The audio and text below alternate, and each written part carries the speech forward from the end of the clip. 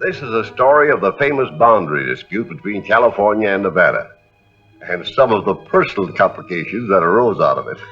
It's called Which Side of the Fence?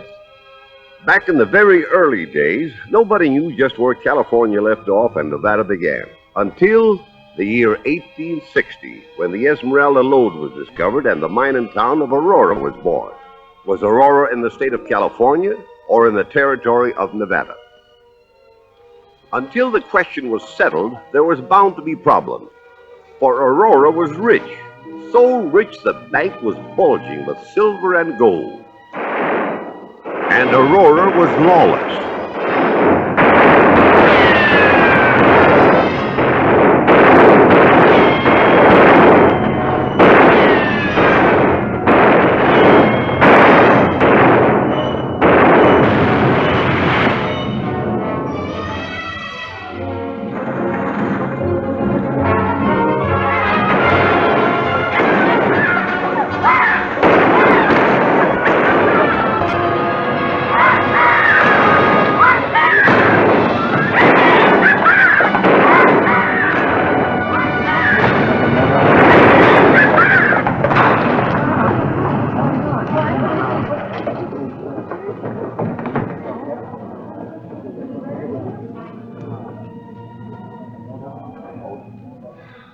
Something's got to be done about this.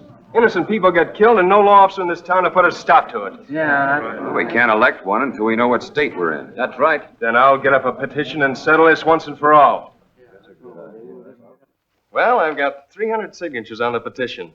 Now, after I get your father's and mine, I'll mail it to Sacramento. You'll never get them both, Martin.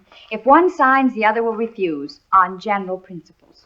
Have those two parents of ours ever agreed on anything in all the time they've been partners? Yes, one thing. Oh, yeah. Us, unfortunately. It's easy to see why she's so crazy about my Martin. He's one man in a million. Well, he happens to be your son. And no son of yours is going to marry a daughter of mine. Yeah, well, that goes both ways. Yeah, now, look at here, Micah Bisbee. My Mary Ann It's your Mary Ann, and blood will tell. It sure will. Yeah. That's why I ain't getting my consent. Ha! Say, I was the one that objected first.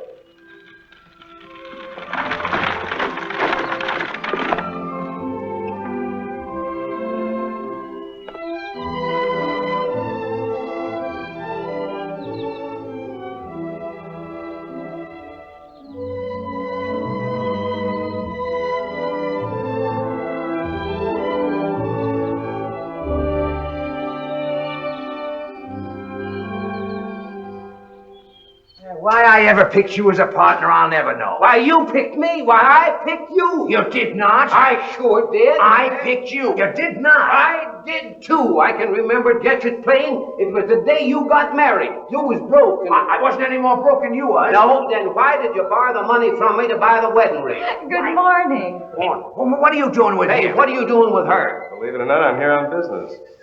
I've got a little petition for you gentlemen to sign. Petition? What kind of a petition? Asking the state to create a new county around here that'll take in Aurora. Give us protection. What state? Oh, California, of course. But Aurora don't lay in California. It's in Nevada. Nobody knows just where the line runs. They haven't got around to surveying it yet. In the meantime, we've got to have law and order here. And California's the one that can give it to us. Here, let me put my John Hancock on there. Come on, Jonah, sign it. No, not me. As a good Republican, I'm sticking to Nevada. Now you listen to me. You listen to me, Micah Bisbee. Never mind. I have plenty of signatures already. Yeah, yourself. Don't stand there talking all the time. Get to work. Work? What are you talking about? I dug this hole by myself. Damn, it hadn't been for me, this hole never would have been dug.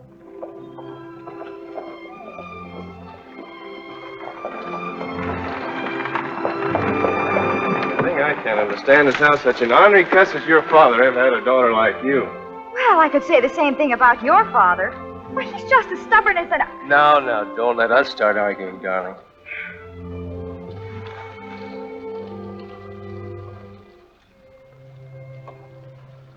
Well. Scoop for the Aurora Star. Miss Mary Ann King and Mr. Martin Bisbee announced their wedding plans. Now, no funny business, George. Please, George. Sorry, news is news. Well, I've got some political news for you. Citizens of Aurora signed petition asking for a new California county. And I've got some political news for you. Aurora citizens also signed petition asking Nevada for a new county.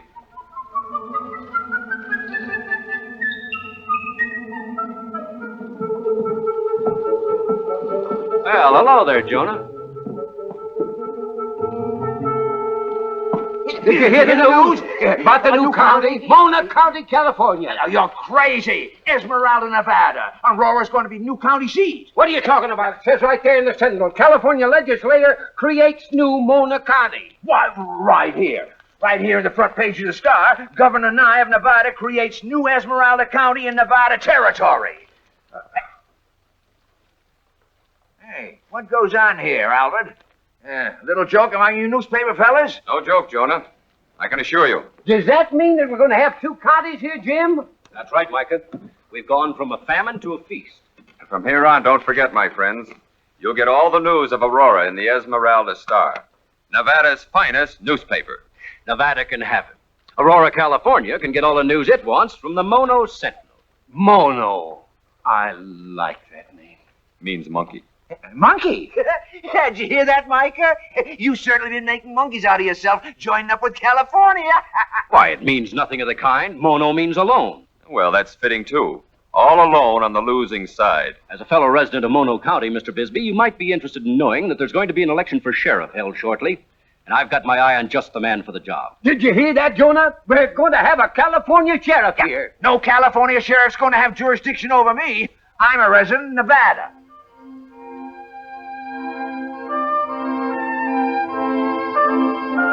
Oh, Martin, I think it's wonderful you being sheriff of Mono County. I'm not elected yet, remember. But Jim Butler of the Mono Sentinel talked me into running. Oh, with the Sentinel backing you, you're sure to win. I can just see a star there. Oh, I think it's wonderful. What did your dad say when he found out? Oh, he doesn't know yet. Well, it's been on all the papers. Only the Mono Sentinel. He wouldn't be caught dead reading that Democratic sheet. And my old man wouldn't look at the star. Martin, how is it all going to turn out? For us? And them, and everybody. Depends on where the boundary line runs. Which side of the fence Aurora proves to be on. All I care about is being on the same side with you. Mona County Election Day, with Martin Bisbee, the Sentinel's choice and favorite candidate in the race for sheriff, found an eager line of California voters waiting at the polls. And it found somebody else waiting, too. Everything's going to be all right. Mr. Butler, good morning. Oh, Miss Baldwin. Mr. Martin Bisbee, Miss Julia Baldwin, Judge Baldwin's daughter. How do you do? My father's going to hold court here for Mono County. His office is in the new courthouse, right next to yours. Well, I'm not elected sheriff yet, Miss Baldwin. I wish the women had a vote, so I could cast one for you. Why, thank you. You know, I'm going to feel very safe in Aurora with a sheriff like you. I'll do my very best.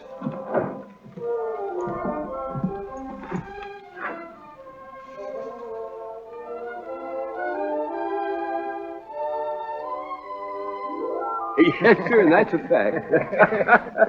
You hear what hey, Jonah, say, you voted yet? No, and I don't intend to. Oh, well, you should. It's your duty as a citizen. I'm a citizen of Nevada. Oh, now listen, Jonah. This election is illegal. Oh, Tommy And Ryan. I'll have no part of it. Well, Martin don't need your vote anyhow. Martin? Yeah, Martin, sure. He's a Sentinel's candidate.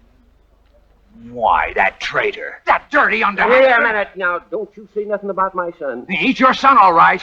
A double-dealing... Yes, sir, and my son is going to be elected sheriff around here. And if you show any contempt for the law, he will throw you in the hoosgow.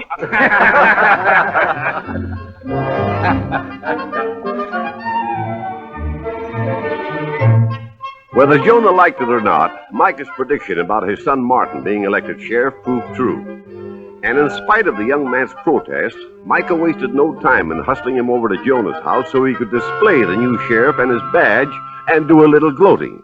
Dad isn't here. Oh, shucks. I wanted him to see Martin's badge. He hasn't been home since the elections. Say, maybe you'll have to arrest him for being drunk and disorderly. Oh, I don't think that'll be necessary. You're darn tootin' it won't. Dad.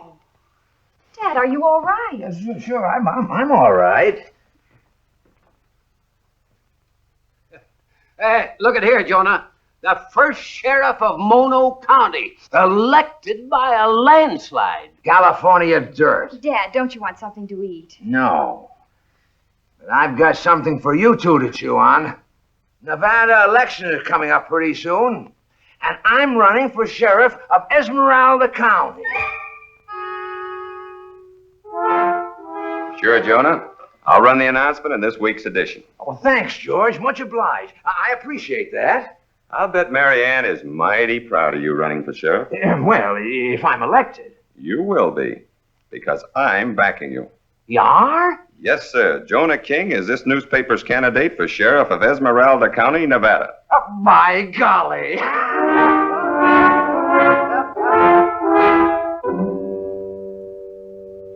I didn't think he'd ever go through with it. He's just making a fool of himself. Oh, I wouldn't say that, Martin. He'll make a good sheriff if he's elected. I believe you hope he will be elected. Well, naturally. And make a fool out of me. Oh, no, Martin. Oh, yes, he will. He'll do his best to. Now you're talking just like your father.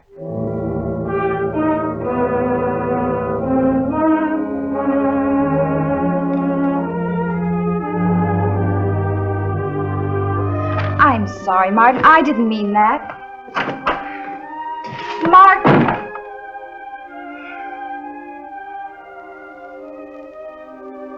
Oh, Dad. Why did you have to do it? The Esmeralda County election was just like the Mono County election, except it was a week later. The candidates were different, and the voters were different. Or should I say, most of the voters were different. Hey, Micah. You can't vote. Why not? I'm 21. You've already voted once in the Mona election. I'm going to vote again against you. You get out of that line. It's illegal. You ain't the sheriff. Not yet. Well, I'll go and fetch me one.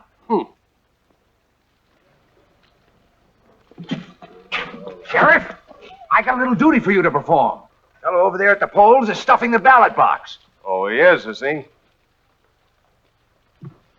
Treat him rough, Sheriff. Yeah.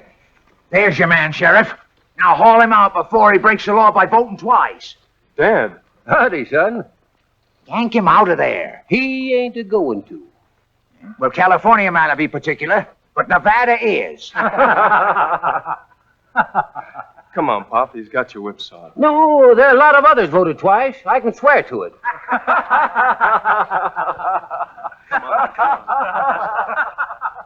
Doggone that, Jonah. One of these days, he's going to make me mad. Good morning, Martin. Why don't you go and laugh with him? Have a real good laugh at my expense. Oh, no. Your father wouldn't try to make a fool of me. Only in front of the whole town. Well, what do you mean? Fixed it so my first job as sheriff is to take my own dad in tow. What were you doing? Well, you can just bet that if I'd have been voting for your pop, he wouldn't have had me ousted. Oh. Well, you should have been. Huh? After all, you're my father's partner. He deserves your support. But he already voted once for me. Then he deserves to be arrested.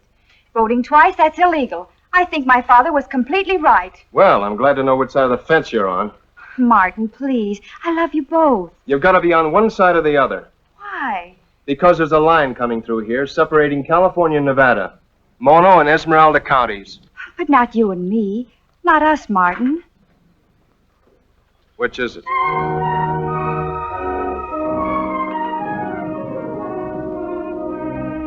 All right, I have your answer.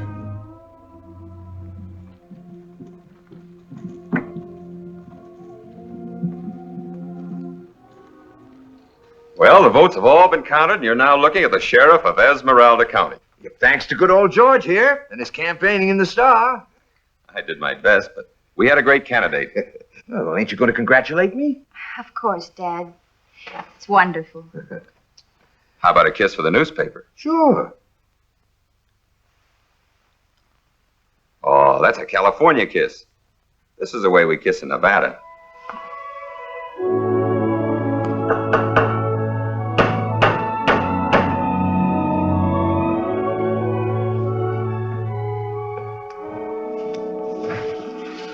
Hello. Oh, hello. I was just going over to see Father and happened to notice you as I passed your door. Won't you sit down? Oh, no thanks. I can just stay a minute. Have you seen this week's Sentinel? No, I haven't. Just so happens I have one here. Look on the front page what the editor says about the editor of the Star. Supported Jonah King in his recent campaign for sheriff for purely personal reasons, to wit, Mr. King's pretty daughter. From our observation, Mr. Alvord is being well rewarded for his efforts. How dare Jim Butler make a charge like that? Why, it's libelous. Oh, but Father says that libel is something that isn't true. And this is true. Martin, everyone in Aurora knows they're going to be married. Married?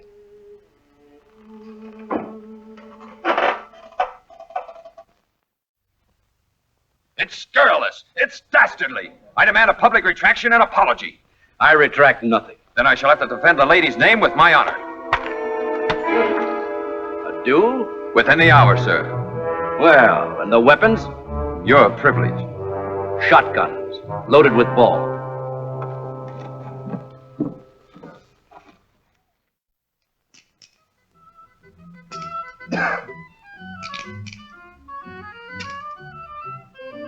George Alpert and Jim Butler are fighting a duel in the vacant lot behind the corral. Well, hurry, Martin. If your friend Mr. Albert wants to get himself killed, it's no concern of mine. Dueling is illegal in California, too. Then you admit Aurora is in California. I admit nothing of the kind. But if I want... Oh, stop arguing and get out there before they're both killed.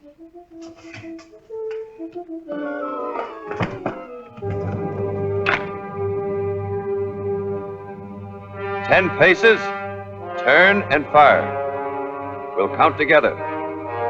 Ready? Ready. 1, 2, 3, 4, 5, 6, Stop! 7, 8, Hold it! 9, 10.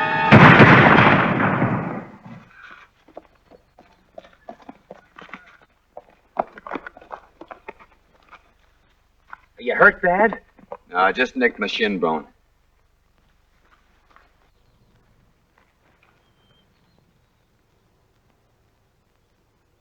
You're lucky I only winged you. You had no business fighting a duel anyhow. I have a good mind to arrest you under the laws of California. And you're subject to arrest under the laws of Nevada. I was defending a lady's reputation. Thank you. What about the reputation of Aurora? You didn't stop to think about that. Yeah, don't you know what the county seat of... You're both a disgrace to it. See that no mention of this gets into the paper. Either paper.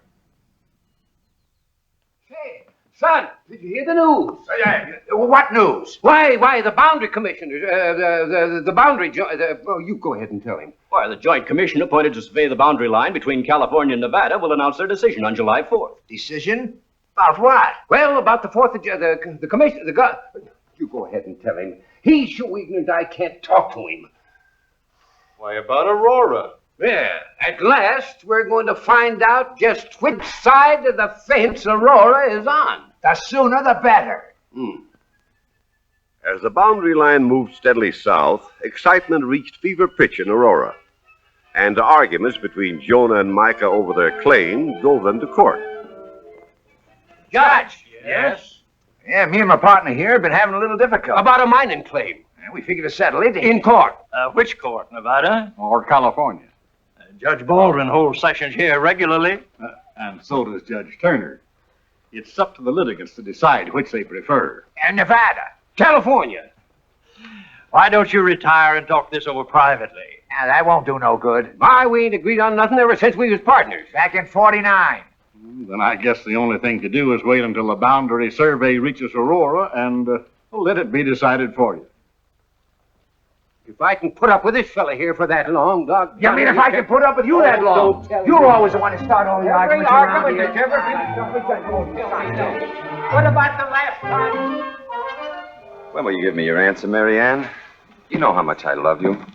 I was willing to die for you. Remember? So help me, it's the truth. Oh, darling, you're so cute. I won't keep you waiting any longer, George. I'll marry you. You will? I'm going to publish the announcement in this afternoon's paper before you change your mind.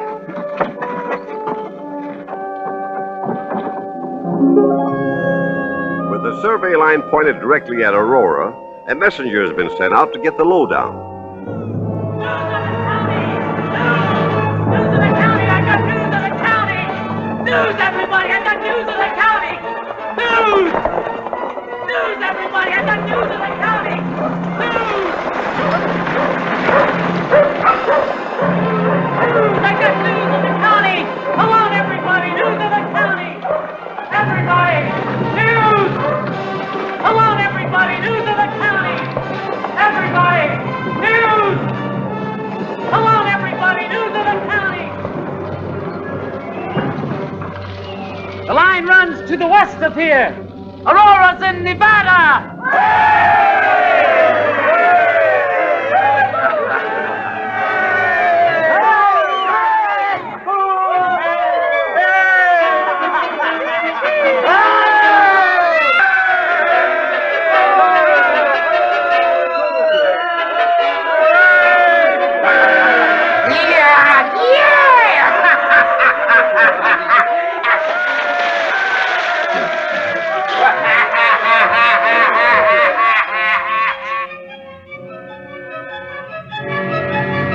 With the boundary question now definitely and finally settled, and with Sheriff Jonah King and his deputies upholding law and order, Esmeralda quieted down to a more peaceful town. But the decision on the boundary dispute also meant moving day for the California officials.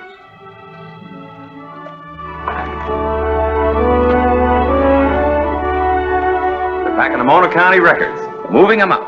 Where to? Oh, new county seat. Little town, way over the mountains. Martin!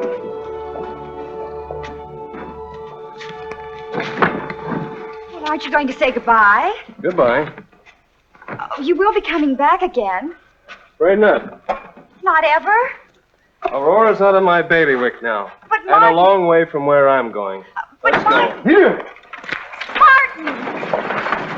Martin, please! Let him go.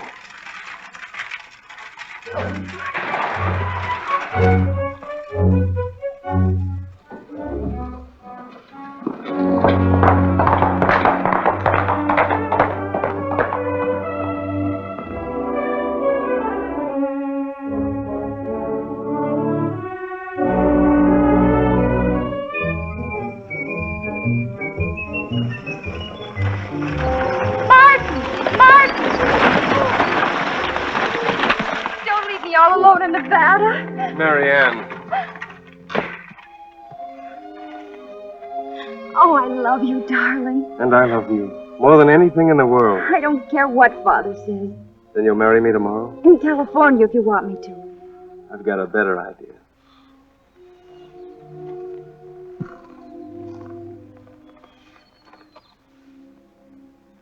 Martin Bisbee, Marianne King, Marianne King, Martin Bisbee, I pronounce you man and wife under the laws of the state of California and the territory of Nevada.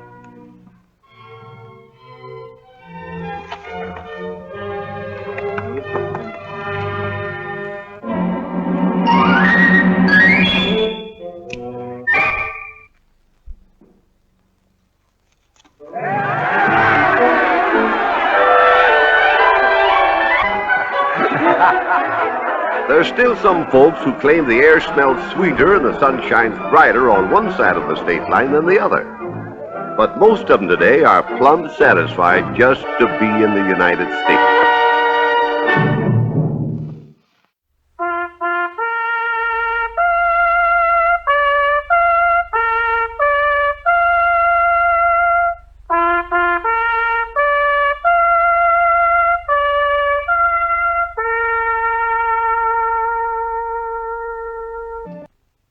He was over 6 foot tall.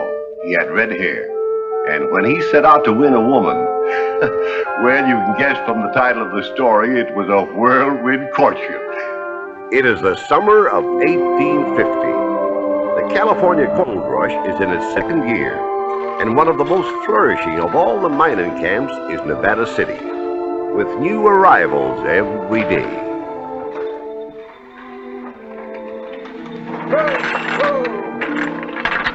Ben Taylor!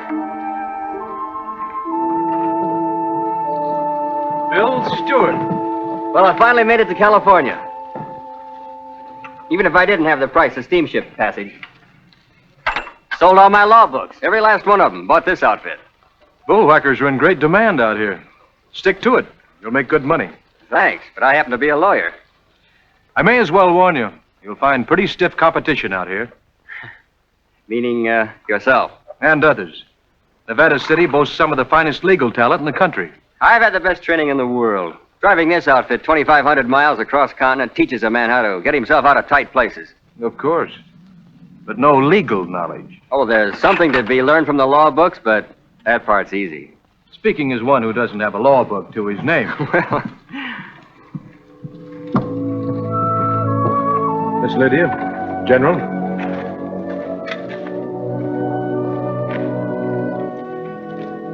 who's that goddess? Miss Lydia Carthew, daughter of General Carthew. But don't get your hopes up. Every eligible male in town has courted her. Without success. Turned you down, eh? Besides, the Carthews are moving to Sacramento very soon. How soon? Still the same cocksure fellow, eh, Bill? If you'll excuse me, I'm on my way to a funeral. Well, so that's why everybody's dressed in black. I wondered. An esteemed colleague, Robert Baker. Well, room for one more lawyer, then. Looks like I arrived at just the right time. Mr. Baker was an outstanding authority on mining law. I'm acquiring his entire library as soon as his estate is settled.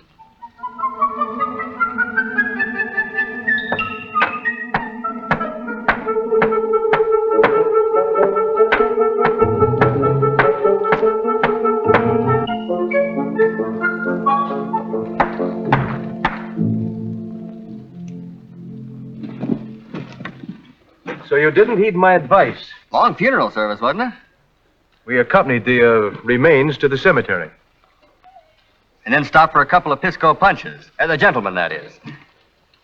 Mr. Lewis Dunn of Wells Fargo and his sister, Miss Amelia Dunn. Mr. William Stewart from my hometown back east. How do you do? Glad to meet you, Mr. Stewart. Another lawyer, huh? An expert on bull. It's one of Ben's little jokes. I came out by ox team. Oh. Make way. You can wheel him right inside. We'll unpack him in there. Just a minute. Law books. That's right. But I thought you said you sold all your law books to buy that outfit. And now I've sold the outfit for 5 times what I paid for it and bought more law books. Oh. The library of the late lamented Mr. Baker. Pleased to have met you. Well, I'll be.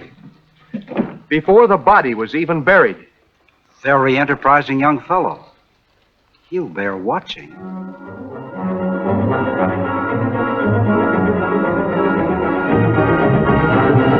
Court renders a verdict in favor of the defendant. I find insufficient evidence for prosecution. Of course, this is in strictest confidence, Mr. Taylor. Of course. But, Wells Fargo is about to appoint a chief attorney for the company. Ah.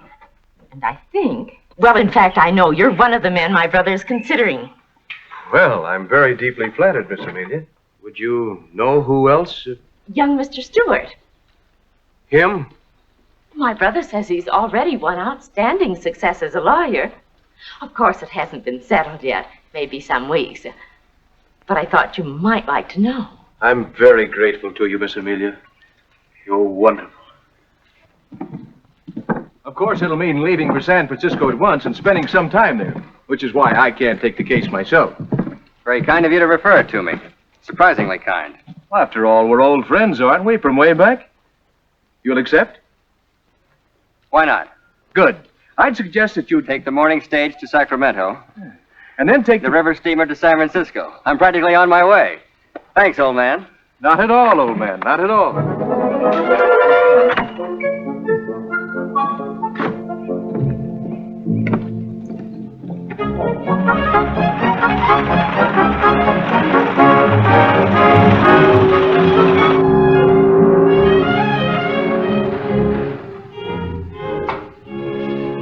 This is indeed a pleasant surprise, Miss Carthew, to meet you here.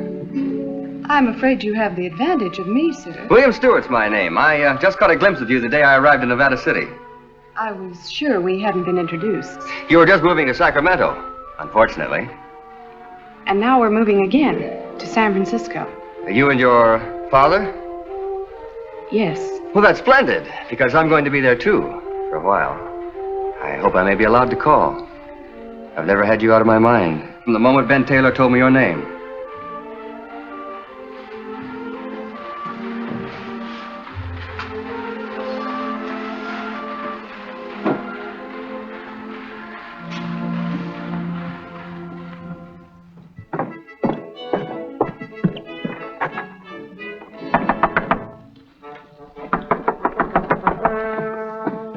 Taylor, any idea where Stewart is? Never around, that fella, when you want him. Regular will-o'-the-wisp. Might at least leave a note saying what time he'd be back. That's Stewart for you.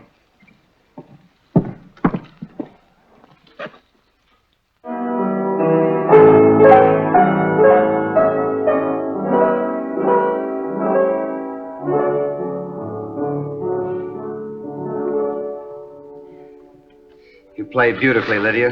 Thank you. I shall give you a piano for a wedding present.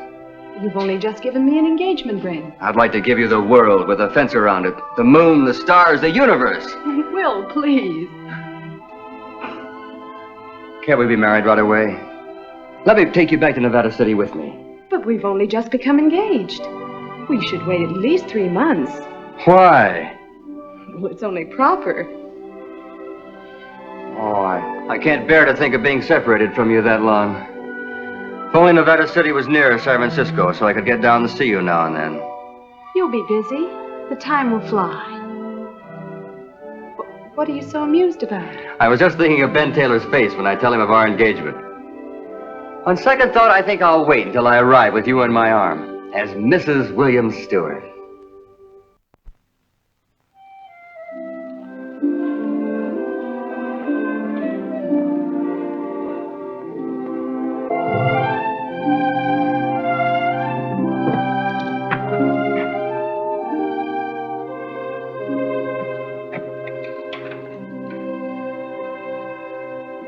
Stewart! You're back. Obviously. You certainly got through in a hurry. I expected you'd be gone a couple of months. Case was settled out of court. Oh. What's the news around here? Well, I've just landed a very nice piece of business. Not Wells Fargo. No, that hasn't been... Hey, wait a minute. How'd you know about that? Oh, I heard all about it before I went to San Francisco.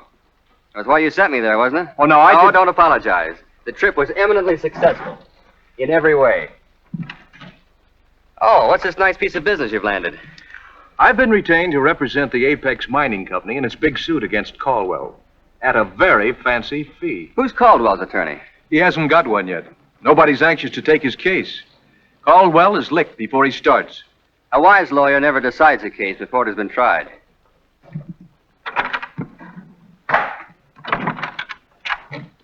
Where are you going? To offer my services as attorney to Caldwell. He certainly has courage with all the cards stacked against him. Fools rush in. Stewart is no fool, my dear Amelia. Well, then, why is he defending Caldwell? Because he's a show-off. Prides himself on pulling rabbits out of hats. And succeeds 9 times out of 10. I think this will prove to be the 10th time. I hope you'll attend the trial. Nothing could keep me away.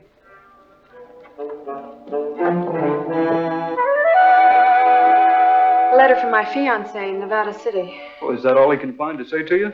One paragraph? He's terribly busy, preparing for some big trial that's coming up. Sometimes if it weren't for this ring, I'd think the whole engagement was just a dream. Then take the ring off, and let the whole thing become a dream from which you've wakened. You know how much I love you, Lydia, and you scarcely know this fellow, Stewart. No, George. You were the district recorder at the time mentioned? Yes, I was. Have you ever seen this before? I have. Can you identify it?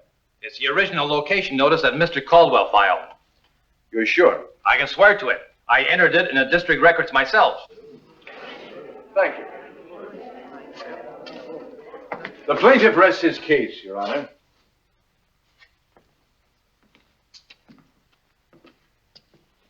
Is the attorney for the defense anything further to say? If not, I'm ready to instruct the jury. Your Honor, the evidence produced is irrefutable. Once again, a great company has demonstrated its power against a lone individual who tries to oppose it by asserting his rights. And yet I shall go on fighting for individual rights, defending and protecting them against organized interests. Your Honor. Silence! Silence! I congratulate you, sir, on your victory. And you, my friend, can now relax and smoke that gift cigar from Mr. Taylor. Allow me. Well, two $500 bills. Rather expensive cigar wrapper, I'd say. I object, Your Honor. This is a plant. Silence in the court! Order! Order in the court! I object. This is a plant, Your Honor. I tell you, it's perfectly reasonable to pay a witness to testify. It wasn't bribery. But I suppose nobody will believe me. I believe you. Unfortunate concealing the money under a cigar wrapper. Naturally, such payments aren't made publicly.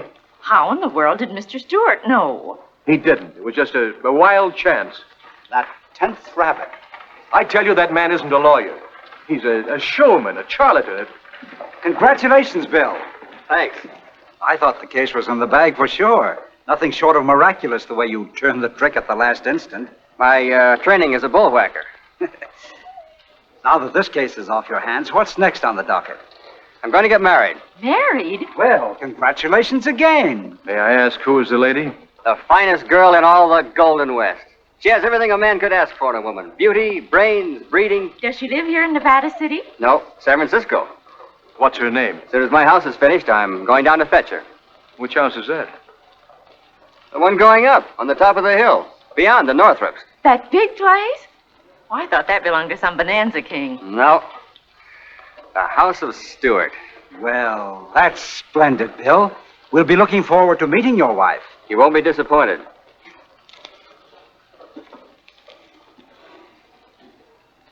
Looks like Stewart has picked himself a winner. So he says. We haven't seen her yet. That gorgeous house. She's a lucky girl. Stewart always talks big. That's part of his game. Builds himself up. Never seen a time yet when he couldn't back up his statements. He's an amazing fellow. Someday he's going to push his luck too far.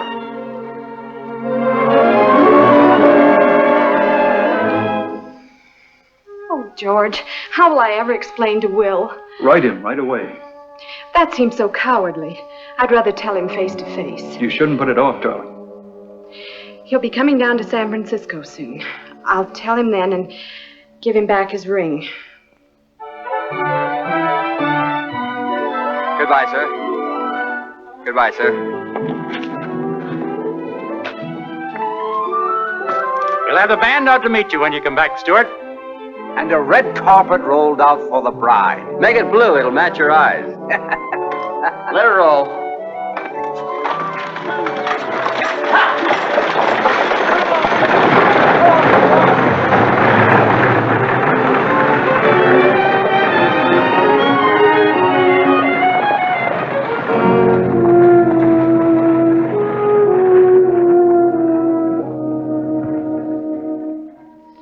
You mean you're breaking our engagement?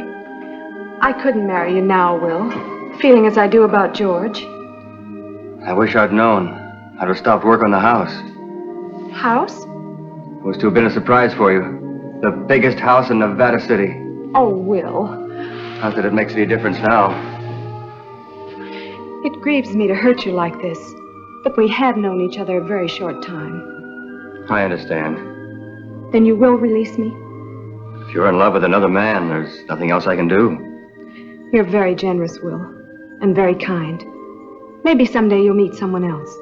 Perhaps a girl from Nevada City. Nevada City.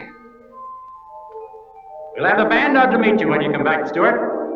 And a red carpet rolled out for the bride. Will, what is it? Goodbye, Lydia. I hope you'll be very happy.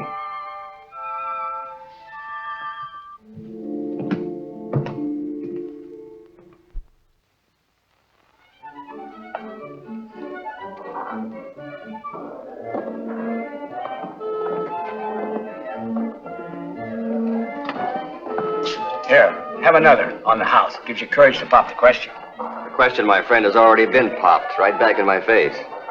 And you don't want to go home because there's nobody there waiting for you. My problem is there's an entire town waiting for me. See that man there? The Honorable Henry Foote, former governor of Mississippi, and one of our best customers.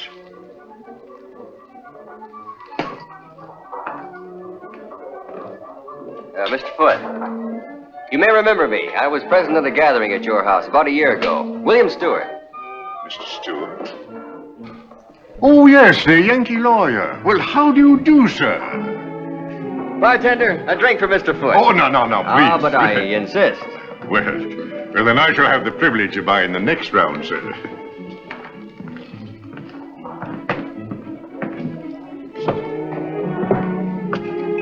Yes, sir, I always say you can tell a gentleman the way he takes his liquor. Back in Mississippi, thank you.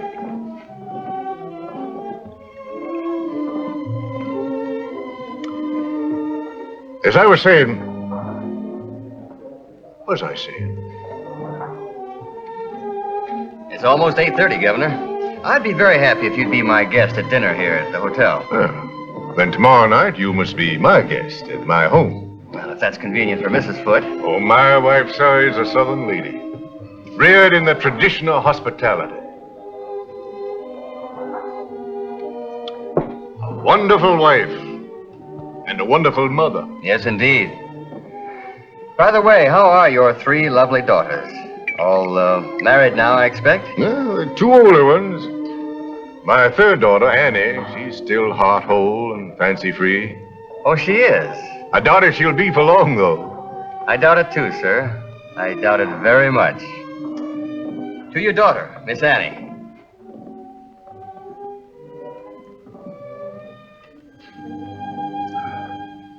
I am a Southerner, and you are a Yankee. But I like you very much, sir. I like you exceedingly well. And I shall count it a pleasure to serve you at any and all times. Thank you.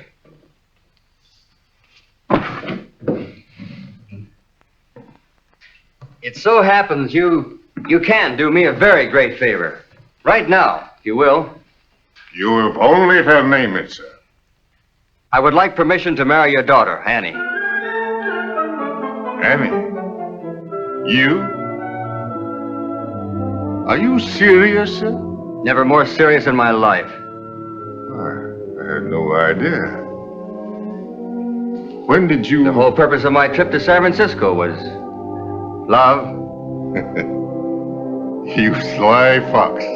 Will mean more to me than you will ever guess, Governor, if I can take Annie back to Nevada City with me as my bride. Well, I declare. Yeah. It's all so unexpected. My youngest daughter. My favorite. However, a gentleman never goes back on his word. You have my permission, sir, to sue for her hand. Good luck.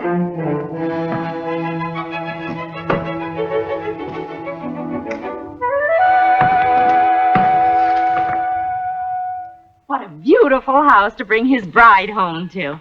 A bit too pretentious, if you ask me. Not if he has a position to live up to. You mean Wells Fargo? Oh, that's still hanging in the balance. Oh. Some things are in Mr. Stewart's favor, though. Yes, that unfortunate Caldwell case. Oh, and the fact that he's settling down, getting married. My brother says it makes for responsibility. And what do you think? It's not for me to say. Ah, but it is. Mr. Taylor. I've kept silent as long as I can, Amelia. I love you. Benjamin. I hesitated to speak before, thinking my motives might be misconstrued. You mean you really? Abjectly, ardently. Oh, Ben. My darling. Miss Annie, I can keep silent no longer. I love you. We scarcely know one another. You've heard of love at first sight, haven't you? Oh, Miss Annie, don't keep me in this cruel suspense. Say you will marry me and make me the happiest man on earth. You'll have to give me a little time to consider, Mr. Stewart. I suggest you go back to Nevada City. No! That's one thing I will never do. Go back alone. I'm going to wait right here for your answer. Well, I'll try to make up my mind in a few days. Every day you spend considering will simply be a day lost for both of us. A day apart when we might be together. But in the end, you're going to say yes anyway. How do you know? My heart tells me, just as yours tells you, though you may not admit it. Give me my answer now. Tomorrow. Now. Yes. Bless you. Hello, Ben. Amelia. Louis? My brother's on his way to the newspaper office to issue an important statement. Perhaps you'd be interested in reading it since it so vitally concerns you. The Wells Fargo appointment? No, it's the announcement of our engagement. Oh. Hello! It's Bill Stewart. With his bride. Let's go to the stage depot and welcome her. Come on, Ben. Isn't your brother ever going to make that Wells Fargo appointment? Why, Ben. Oh, never mind.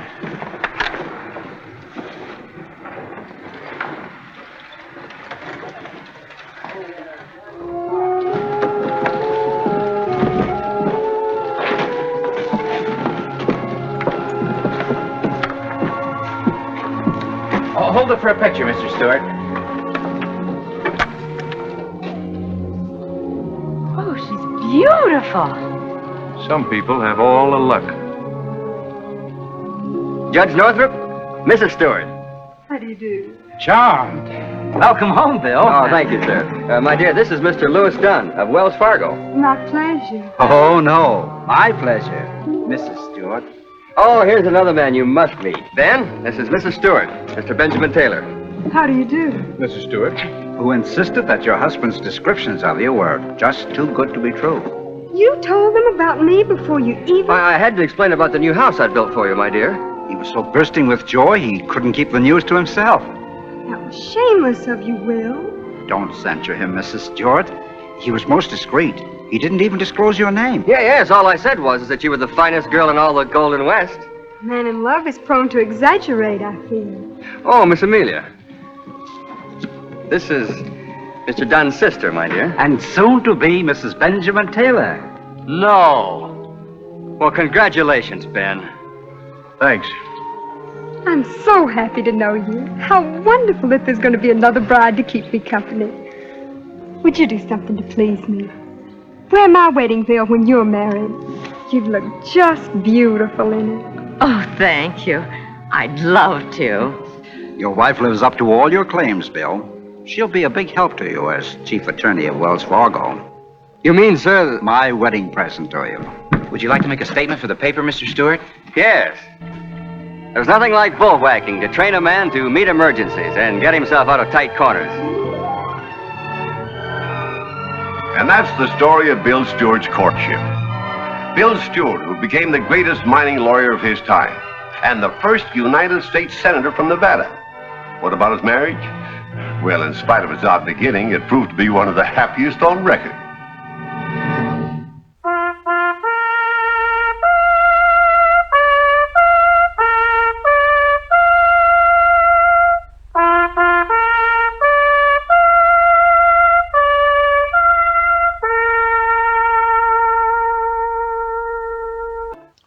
Reading, writing, and arithmetic, the 3 R's. But in the mining camp school at Yuba, which is the scene of this story I call Dear Teacher, there was a 4th R. R for Russian. And how? Quiet! Quiet! Stop it! Stop it this minute! Quiet! Quiet in this room! Order! Quiet! Say stop it!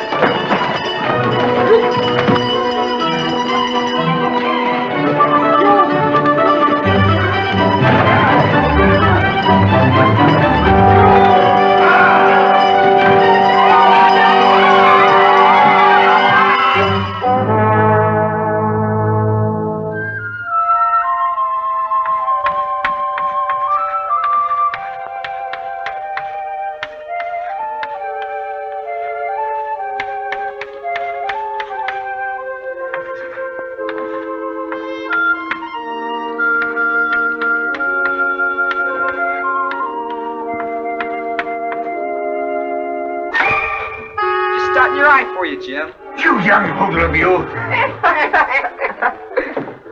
Morning, Jim. Morning, Alex. Morning, Alex. Doggone you! Tomorrow they'll be back again in school. Oh, that's right. New teacher arriving, eh? On today's stage. Heavens help him. Hey, how come you're the reception committee today? Man with no kids in school, and you're not even married. Well, I happen to go to Cornell University, and this fellow hails from there. Easterner, eh?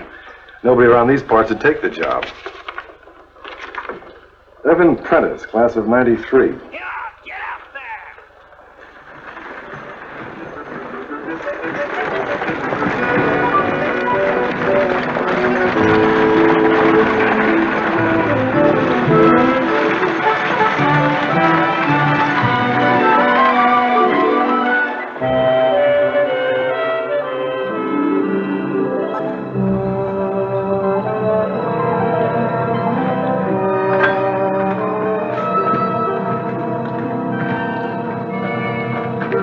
Prentice? I'm Miss Prentice.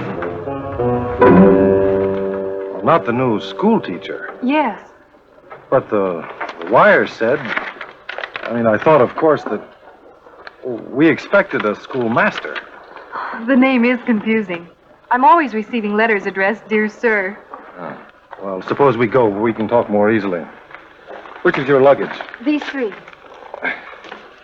By the way, my name is Alex Gaynor. I'm superintendent of the mill. How do you do?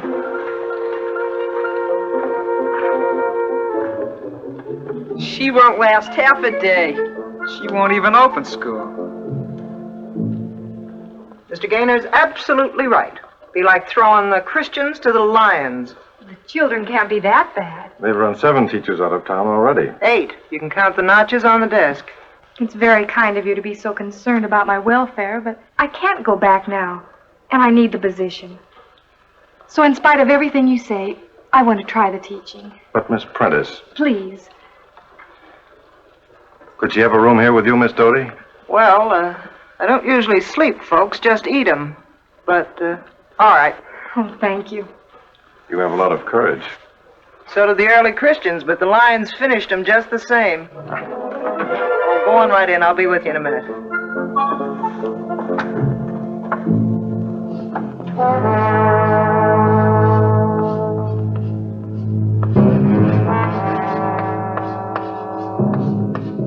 What does she look like? Height size. You gonna break her spectacles, Tiny? She don't wear spectacles. She doesn't. But she's old, isn't she? Nope, she's young. Young? And pretty. Pretty?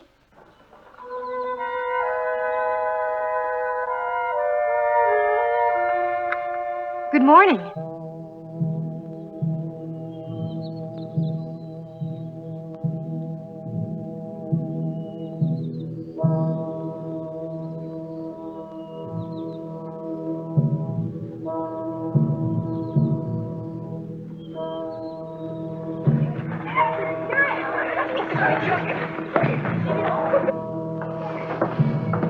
Good morning, dear teacher. Good morning, dear teacher. Good morning.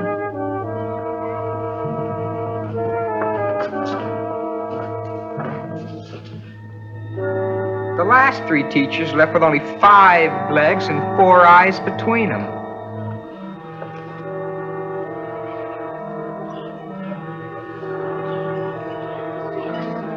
Aren't you awful?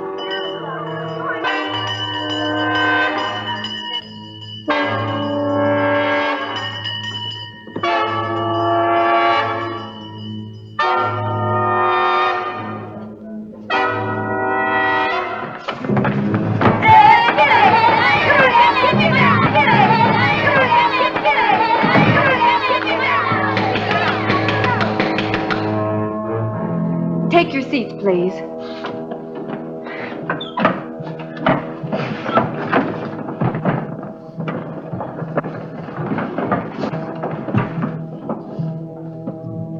We will begin with a morning prayer. Bow your heads, please. Every morning mercies new fall as fresh as morning dew. Every morning let us pay tribute to the early day. For thy mercies, Lord, are sure. Thy compassion doth endure. Amen. Our women.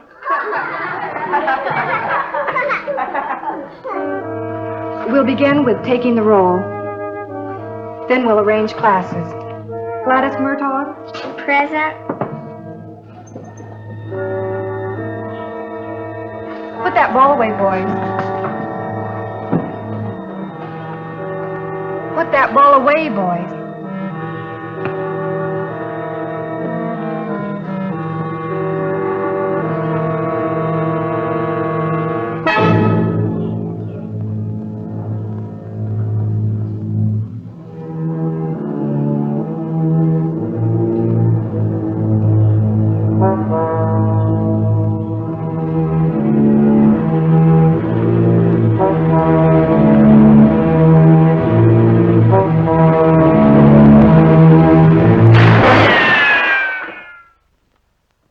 We will proceed with a roll call.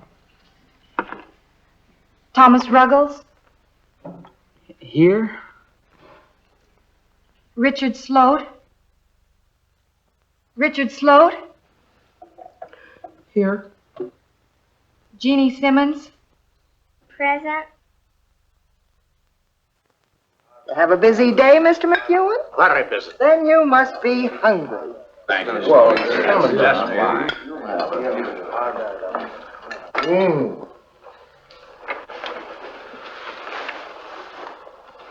Well, how did things go? Very nicely. I was thinking of you all day. Nicely. I think they're going to be an interesting group to work with. Stimulating That's a new word for it. and most responsive. You mean you had no trouble with them? It's all in the initial approach. Did you hear that, Miss Doty? They behaved. Just like a cat playing with a mouse. Just wait. Potato?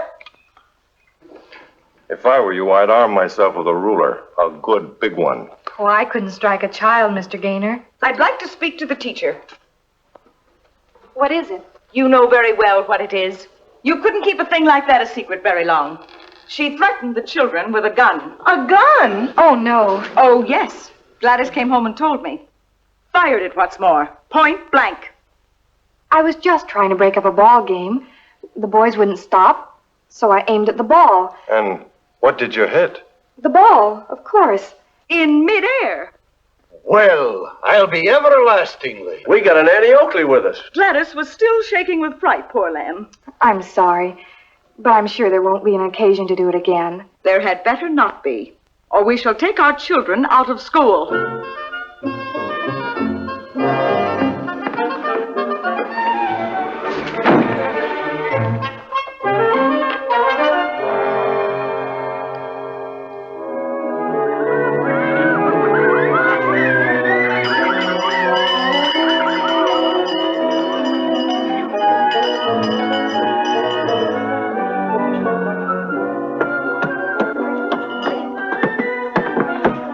Morning, Miss Dennis. Morning, teacher.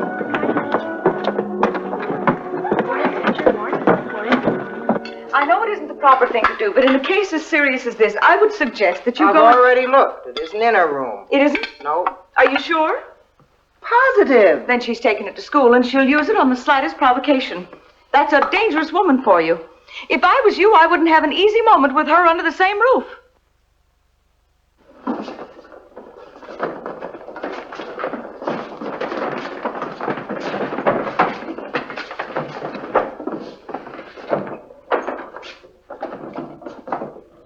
We bring you something, Miss Prentice. A present.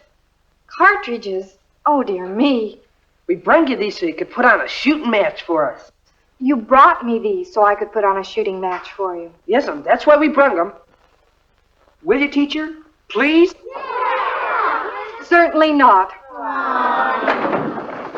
At recess. I'll let you shoot this out of her mouth, teacher. No. Oh, Miss Prentice. This is a school, not a shooting gallery. We've got lessons to learn. Spelling, geography. We'll learn them. Honest. All right. You do, and then we shoot. When? How soon? Well, see the end of each week. But only for those who behave themselves and gotten good marks.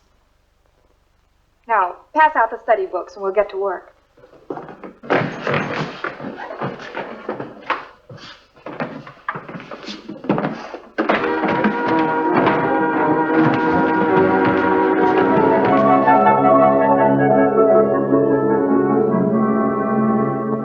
And she has a whole desk full of ammunition. Isn't that so, Gladys? Boxes and boxes of bullets. Makes me wish I was back in school again. Why, our old cross-eyed school teacher couldn't have hit the side of a barn. Won't you ever take anything seriously, George? Suppose she suddenly decided to point that gun at Gladys. She won't. If Gladys behaves herself. She's got an awful funny look in her eye. I think she's kind of crazy. Do you hear that, George? She might go berserk. Now, don't start using words I can't understand, Delia. Remember, I didn't get beyond the 5th grade. Maybe she'll hold evening classes for blokes like me. Maybe you go hunting with us sometime. Yeah, I know there's a lot of rabbits. And quail, too. I bet you wouldn't miss a one. Thank you, boys. See you tomorrow morning, bright and early. Bye. Hello. Got a meeting out of your hand with your little gun, haven't you? You know, they didn't give courses in marksmanship to co-eds when I went to Cornell. It was my father who taught me. He used to take me out to the lake on Saturdays. We'd practice for hours. That's funny for a girl. He'd always hoped for a son. That's how I got the name I did. Heaven. Well, if you had been, you wouldn't have been here now. No, I'd be back home, trying to help him salvage something from the crash. He lost everything in the panic last summer. I'm sorry. No. That's why I'm so grateful for this opportunity. There aren't many openings for teachers middle of the year. Well, I'm sure you'll make good. I hope so. I'll help you any way that I can. Thank you. I need friends. Pop, what are you doing with those bottles? None of your business. You selling them to the junk man? No. Then what? Ah, shut up. And don't come tagging after us. Why not? Because we don't want you, savvy.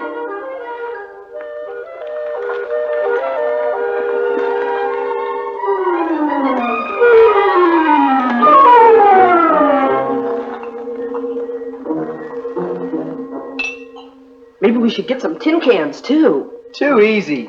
Even bottles ain't much of a target for a shot like her. Come next Saturday, we'll set them up way off in the back fence. And stick candles in them, and let teacher put them out, one by one. Yeah. Ping, ping, ping. Come on.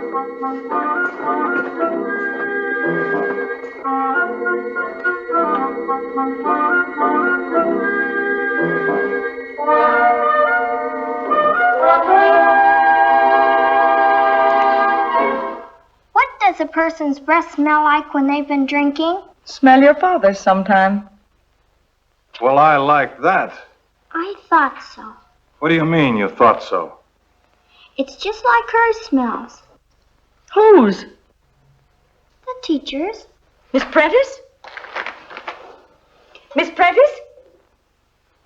George, did you hear that? Oh, I don't believe it. If Gladys says so. Children imagine things. Of course, it could have been a sarsaparilla bottle she was hiding. Where?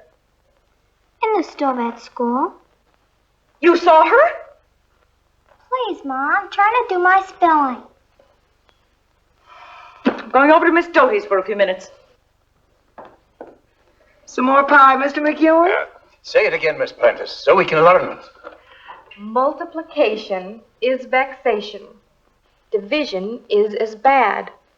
The rule of 3 perplexes me. And fractions drive me mad. That was a good one. I like that. Let's have some more. Let's have some more. Come on.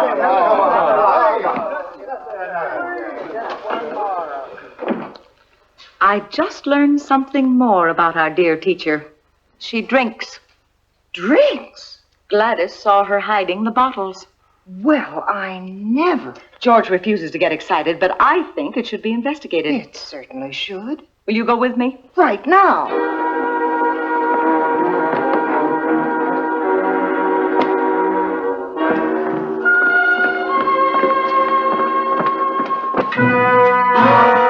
Just like Gladys said.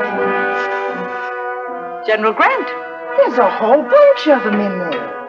You don't suppose that they could have been left there by some of her predecessors? Oh, no. Gladys saw her putting them there. She must have been having regular orgies. This settles it. She'll have to go. A school teacher who packs a gun and drinks. I'll circulate a petition among the parents. The mothers. Naturally. Won't be necessary to mention it to the men. And I shall give her notice to vacate her room.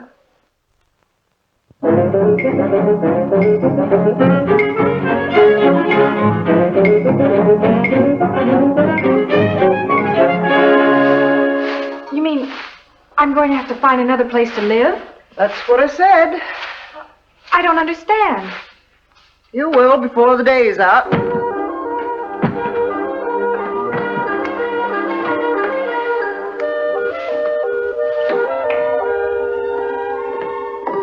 Come along, Gladys. I'm going to school with you this morning. Mama, I don't feel very good all of a sudden. What's the matter? I've got a headache and a sore throat. Maybe I better not go to school this morning. Not if you're coming down with something. I hate to miss. It won't matter much.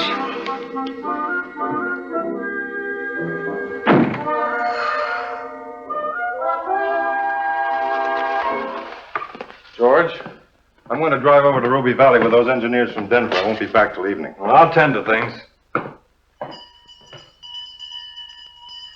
Well, school's still keeping. Why not? Well, I understand they're having some trouble. The women folk are up in arms about the teacher. That ridiculous gun business? More than that. There's talk about, well, there's some claim she tipples. That's a lie. I don't believe it myself, but you know how women are once a rumor gets started. Who started the rumor? Search me. Well, I'll make it my business to find out as soon as I get back. Bow your heads. Every morning mercies new fall as fresh as morning dew. Every morning let us pay tribute to the early day. For thy mercies, Lord, are sure. Thy compassion doth endure. Amen. Good morning, Mrs. Murtaugh. I hope Gladys isn't sick. I noticed. She is, but that's not why I'm here. I think this document will explain itself.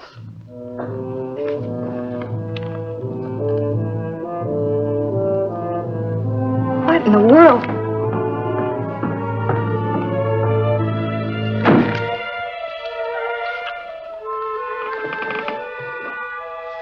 We'll begin with penmanship this morning.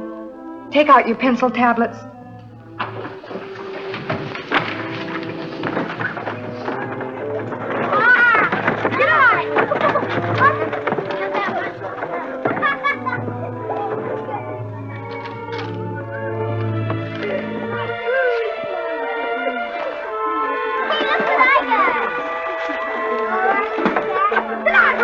Children!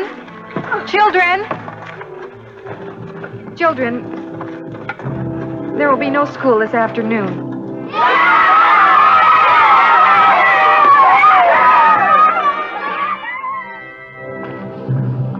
Is Mr. Gaynor in? Oh, he's away, out of town. Oh, I'm his foreman. Anything I can do for you? no. Is there any message you'd like to leave? I'm afraid not.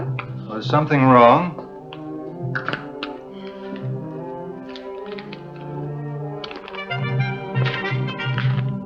Oh, I say. Unfit to teach the young. What do they mean? What do they mean? Now, don't upset yourself. But it's so awful. My first position. I'll never be able to get another. There. Now, we'll straighten it out. Don't you fret. Delia. There isn't anything you'd stop at, is there?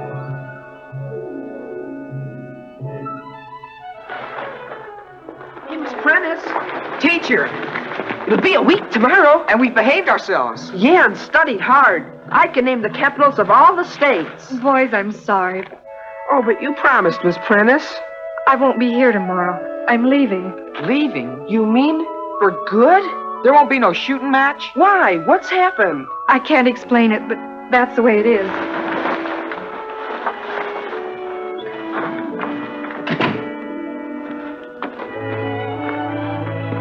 Is she really leaving? Well, she bought a ticket. Where's she going? What for? Oh, quit pestering me. Why's she leaving all of a sudden? Oh, don't act so darn innocent. It's all you kids' fault. You drove her to drink. That ain't so. Miss Prentice don't drink. No? Well, they found the evidence. Bottles hid in the school stove. Bottles? Those was our bottles. How'd they know they were there? Gladys, she met us, remember? I'll bet she followed us, a little sneak. Yeah, then blamed it on Miss Prentice, just to start something. Be just like her. Come on. What is it, Tiny? Please tell me. No, sir, it's a surprise. Just wait, you'll see.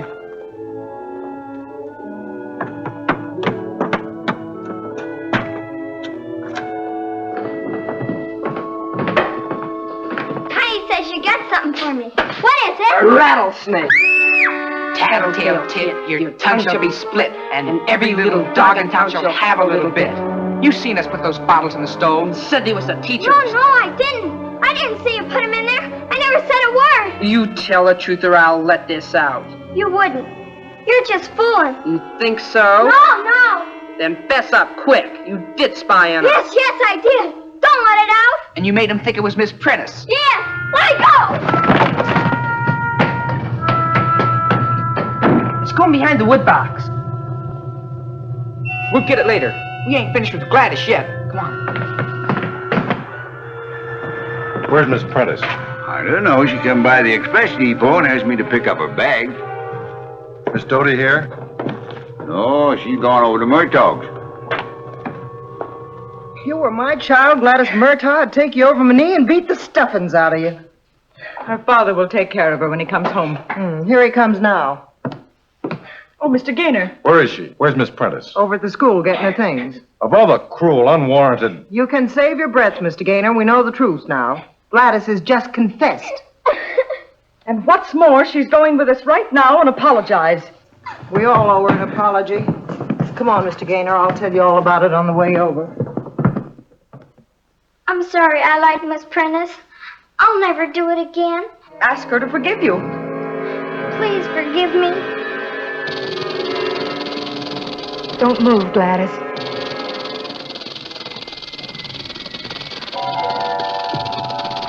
Don't make a sound.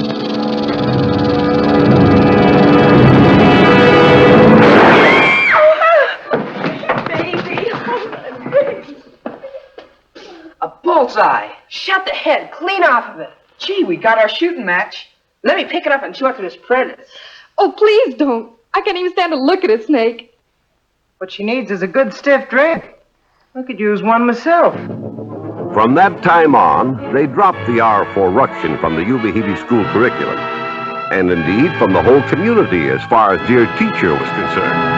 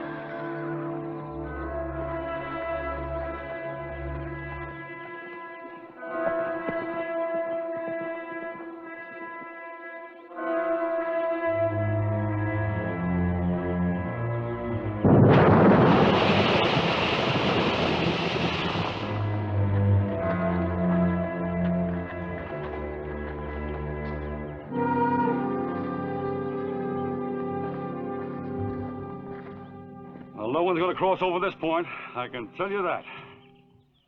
It don't look no different to me. Look, there's holes in that river bottom deep enough to swallow the biggest wagons ever built. Yeah, well, I don't like it. We might not be able to handle a wagon train as big as that one coming. Why don't we try it out on a small outfit to begin with? You gonna start giving orders, Link? Oh, it ain't that, Mike. It's just that I thought that Look, maybe... I did my thinking before I bought the dynamite. Now, these people, they belong to some crazy religion, doesn't believe in carrying guns, eh? Now, they either do what we say or they get caught like rats in a trap. Like water rats, huh, Mike? Yeah. Yeah.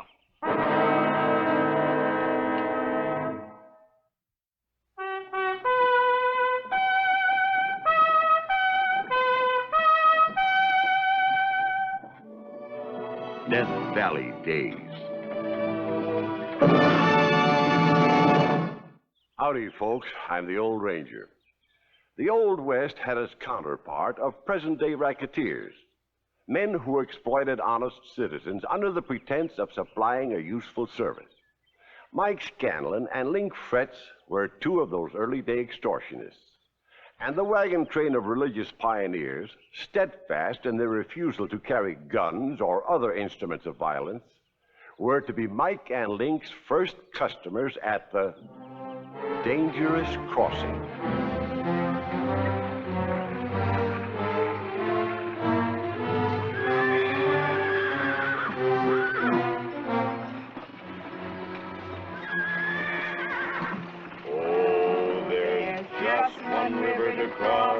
Just one more river to cross. We'll haul our sails and brave the gales. There's just one river to cross. Oh, there's just one river to cross. Just one more river to cross. We'll reach the banks and then give thanks. There's just one river to cross. This river we're approaching now, Brother Nathaniel, dost thou think it will be the last one? Oh, there's always one more river, little one. But surely when we reach the promised land. All our rivers aren't made of water, Naomi. Once we find the right spot, we'll have to clear the land, build houses, and then I guess we're going to have to find a couple of fine, upstanding young husbands for you and Sarah. Nathaniel, thy laughter will be heard by the elders.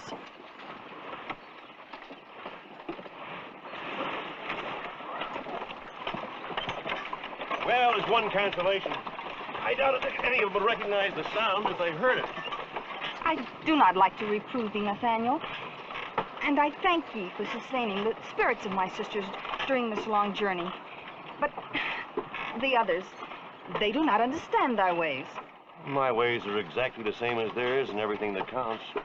You don't think I quit the sea and married you if I wasn't going to abide by their rules, do you? No, of course not. But I can't harness my laughter any more than I can get used to the these and the thous. I'll take the helm, Deborah. But I have not yet stood my watch. Pad, you're relieved early. The going may get choppy as we get near the pass. One more river to cross, Nathaniel?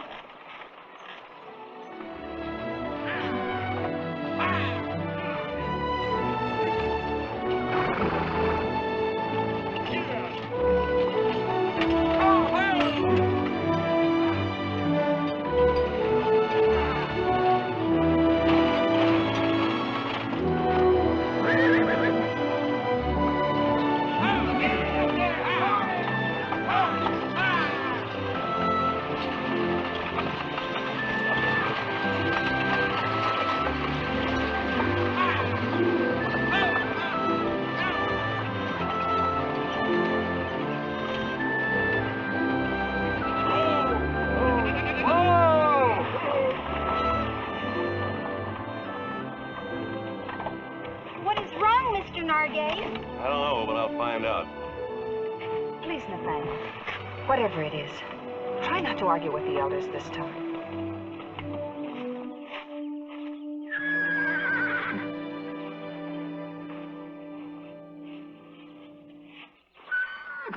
That plainly indicates the river crossing upstream. The sign points downstream, Brother Walt. This map's exceedingly old. Many things could have changed since it was drawn. Many things have changed. The old crossing's no good anymore. Currents or something hollowed out the river floor. Well, there's a nice safe ford downstream a bit.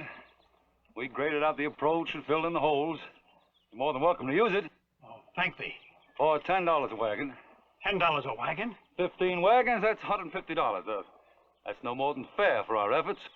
We'll use our efforts to cross the old ford. Who is he? Brother Norgate. He spurns our manner of dress, but is never reluctant to share in our decisions. I'm sorry to butt in, Brother Meeker, but this is a plain, ordinary holdup. Now, wait a minute, you. For once, I tend to agree with you, Brother Norgate. Besides, we have but little choice. $150. Of course, there's another crossing, 150 miles further south from me. I, for one, am going to try this ford. I'll get my wagon. Your floating coffin, you mean? It may be too perilous, Norgate. We best reflect the situation. Sure, you do that. And you take your time.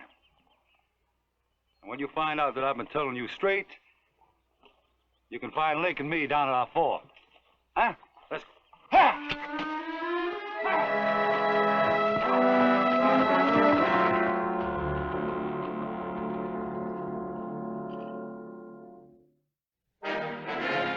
Coming? He'll be here any second now. That hothead lose his wagon? It took 20 of their best men to pull him out. Listen, I still can't see this so much per wagon stuff. Now, I say shove a gun in their ribs and take whatever they got. We are not criminals, Link. We are businessmen. Yeah, I know. You don't know anything. Your way, every lawman from here to California will be gunning for us. My way, nothing can touch us. Nothing. Well, these birds may not be as easy as you think. I will have the good brethren doing exactly what I want. Now, you watch me, and you will learn a little something.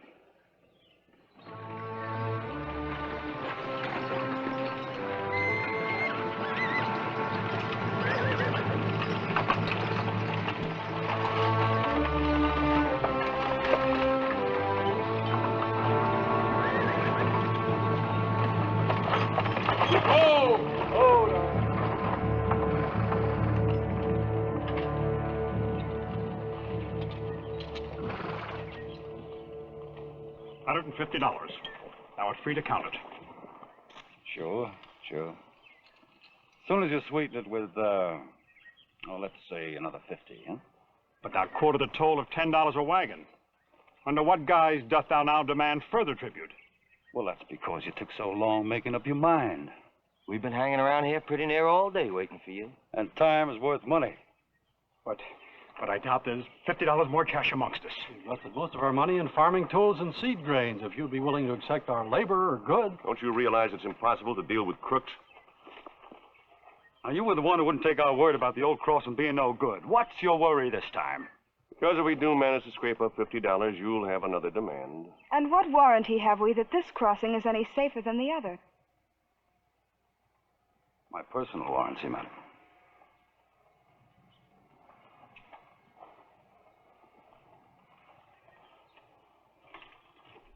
I'll escort you and your wagon across the river personally. Just like friends. Real close friends.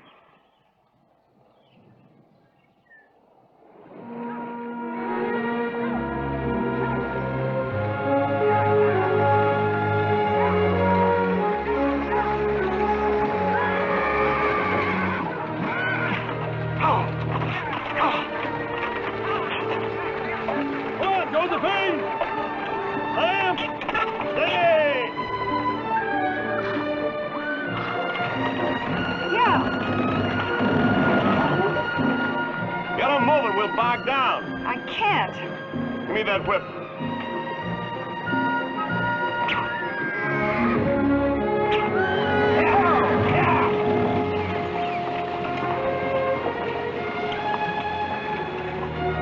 You all right?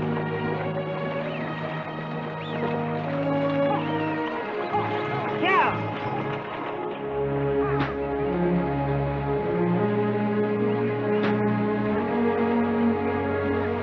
All right, everybody all together now. Link on the other side. Come on. Heave. Yeah. Oh!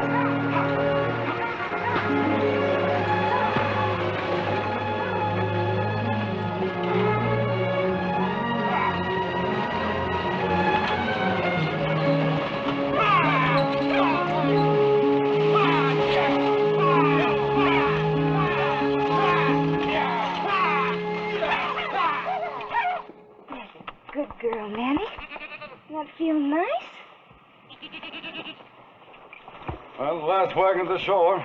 All safe and sound, just like we promised.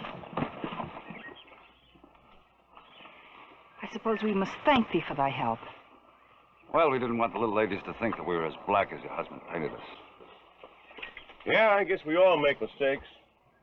In fact, you probably made one crossing the river without any provisions. Yeah, I'm getting hungry, Mike. We ain't had nothing to eat all day. Sure. We could ride down to a little restaurant about 150 miles south of here. You're more than welcome to share what we have, providing you'll settle for homemade beef stew and fresh-baked drop biscuits. That'd be mighty nice of you. It's been a long time since I've had home cooking. I can taste them hot biscuits right now. I guess we all worked up an appetite. We'll pull up over here. But the train's encamping over there. Deborah, it's closer to the water. We won't have to carry it so far.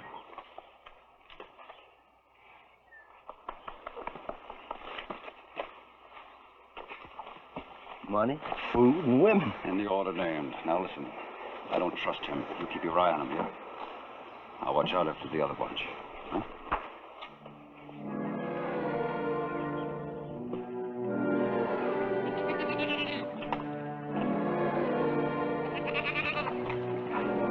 Why must we separate ourselves from the others? So I don't have to answer questions? About why thou expects me to prepare dinner for thieves who've robbed us of everything we've had.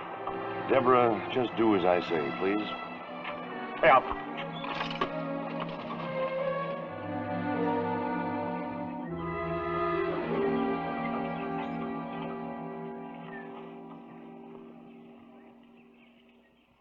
Amen. Did you know that Brother Norgate invited those thieves to share dinner? Who? Those men who robbed us. No. Sister Morgan overheard him. Surely that is carrying brotherly love too far. Never before has he adhered so closely to the word. Brother Norgate's ways are not our ways. Inviting those evil men to break bread. And with 2 unmarried women in their party. We will say no more on the subject until we have eaten and rested. And if the elders concur, I will inform the Norgates they must leave the wagon train and proceed from this point alone.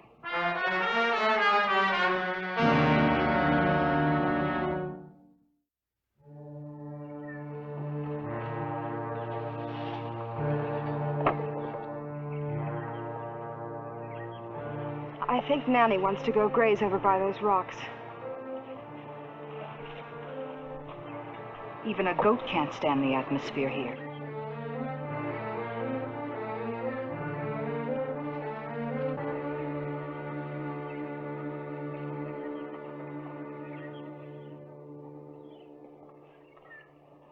More biscuits. And more stew, too. Please. He's trying for some kind of record. Well, it's best to eat hearty before you get the bill. The bill? Yeah. You mean you expect us to pay for this grub? Yeah. Seeing as how victuals are pretty hard to get out here in this wilderness, I'm afraid the price is going to be kind of high. How high? Oh, about $100 a piece, $200 altogether. $200? You loco, that's all we took from you. Exactly. You know, Norgate, we'd be tickled pink to pay him. But that'd be bad manners. After all, you invited us. Yes. We invited you to share our food the same way that you invited us to use your crossing. Maybe so. We warned you in advance that you'd have to pay. Yes, but you didn't trust us to pay later. I trusted you. Sure, so I'll ride back to town and try to get some money from my banker, huh? Yeah. Yeah, we'll owe it to you. Where are you going? Toward the wagon? Something you want? Get my concertina. I thought you and Link might want to finish off your meal with a little music. Price the same, with or without. In that case, we'll do without. Give this fire a stun, Norgate. This stew ain't as warm as it should be. And when it's good and hot, I'll have some too.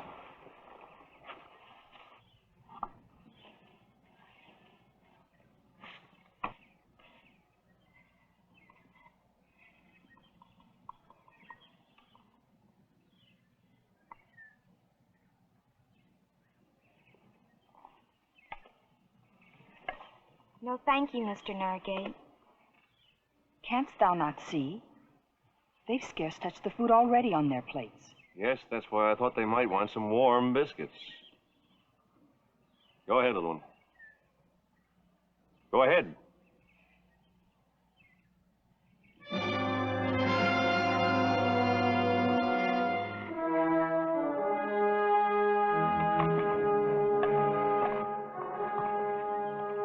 Where you going?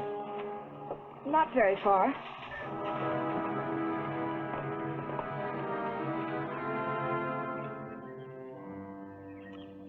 The sin of waste is written in the same ink as that of greed.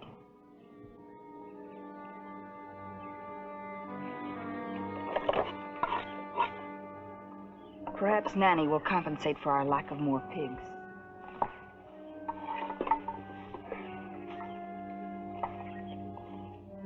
Where'd they go? Who? The girls. Yeah, where are they? This some kind of a trick, Norgate? Trick? No, it's no trick. They probably went down to the water to go bathing. You keep an eye on him.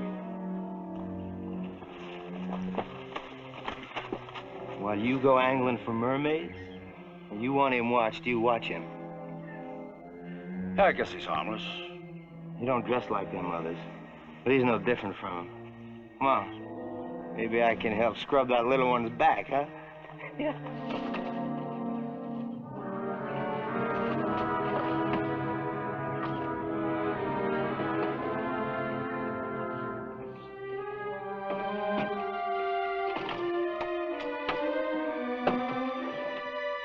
Nathaniel, a gun! Now, Deborah, it isn't as bad as it looks. I do not fear for thy safety as much as I fear for thy soul. To conceal this thing from me. Please, Deborah. No, thy safety does concern me. Nothing is as dear to me as thy life. Let them keep the money. Deborah, I haven't got time to argue. I told the girls to go bathing because I had to get those thugs away from here for a minute, and... And those thugs followed them to the river? Yes. Thou used Sarah and Naomi as a lure? Yes. How debased thou must be, to use my sisters' unclothed bodies as an aid to some form of violence. All right. I'm debased, but I also know men. I knew what it'd take to distract them. They were watching me every second, and I had to get this. Now, don't let them follow me. Hold them here for a little while. Weapon of violence! I won't stand for this, Norgate! Come back here, Norgate! I order it! Hey, come on, honey. Come on, just reach up. Come on. Go away! Please go away! It's all right, honey. You can come on out now.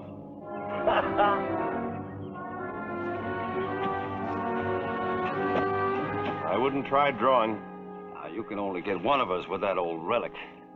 That's right. Which one of you is going to take a chance on reaching first? I thought they didn't believe in guns. He's a hypocrite. I could have sworn there was no guns in that camp. Ordinarily, I don't condone the use of firearms, but when two gentlemen such as you eat our food and then refuse to pay... All right. So we'll pay you for the food, huh? Yeah, later. It'll be $200 now. Now, wait a minute, Norgate.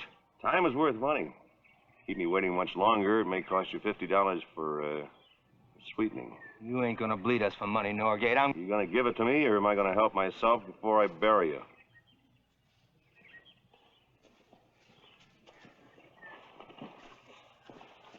All right, give it to him.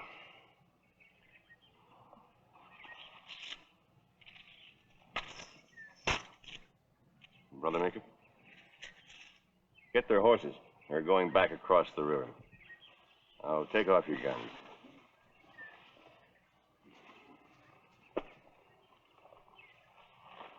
Throw them in the water.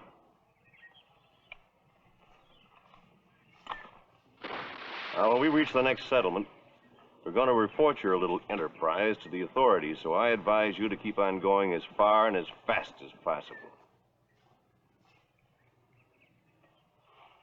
Let's go.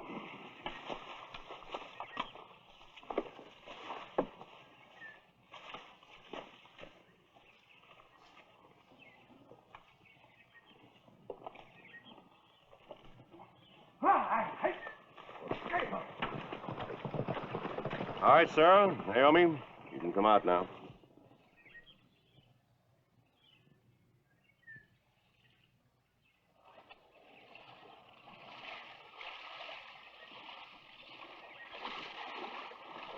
Oh.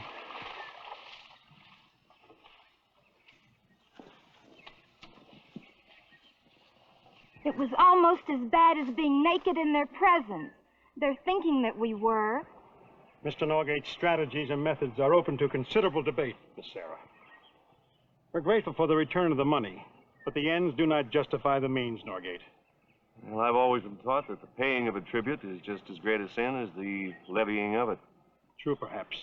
But surely thou can find no justification for concealing from us this instrument of destruction.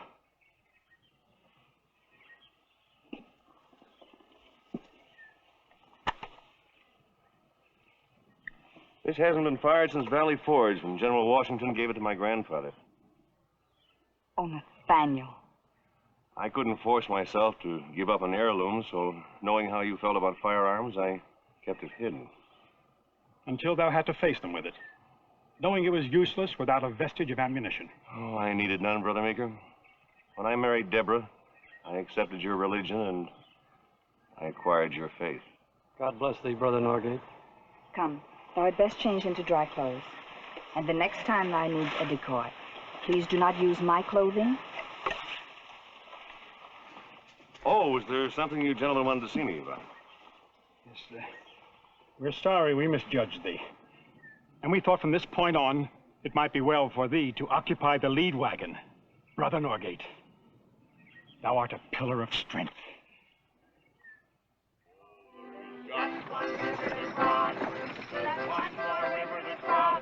We'll haul our sails and brave the gale. There's just one river to cross. Just one river to cross, just one more river to cross. We'll reach the banks and then give thanks with just one river to cross. Oh, there's just one more river to cross. There's one more river to cross. We'll take an oar and pull for shore. There's one more river to cross. Oh, just one river to cross. Just one more river to cross. We'll reach the banks and then give thanks with one more river to cross. Mike Scanlon and Link Fretz were later arrested, tried, and convicted of extortion. As for Brother Norgate and the rest of the wagon train, well, they settled in northern Arizona, where they made two valuable contributions to the growth of the Old West: progeny and faith.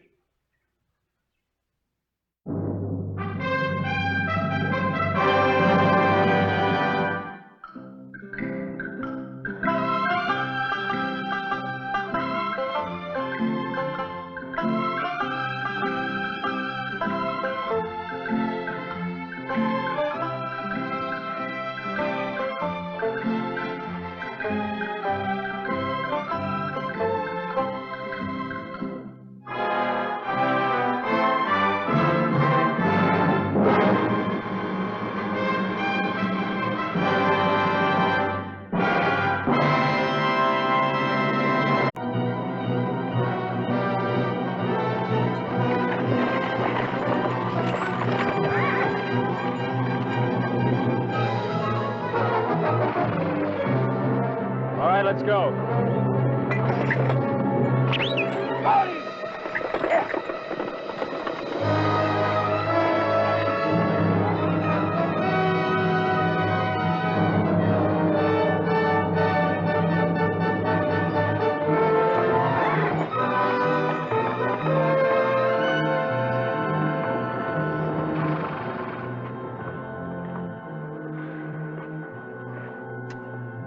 Settler and his wife.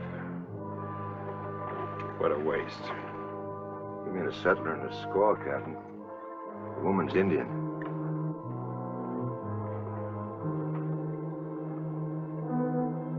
Apache, sir.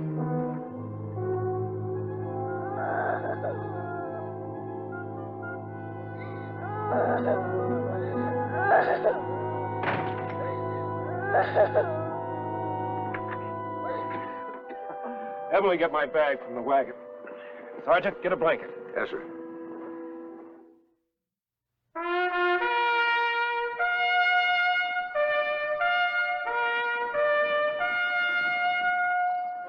Death Valley Days. Howdy, folks. I'm the Old Ranger. In the year 1880, the Apache Indians threatened a final great uprising against the frontier settlers. Now, throughout the Arizona Territory, there was raiding, burning, and killing. But with so few soldiers available, the frontier forces had to consider what was best for the majority of the settlers they were protecting, rather than the individual. But there was one man, an army doctor, who believed strongly in the rights of the individual, especially in the rights of one person, a very little person named Susie.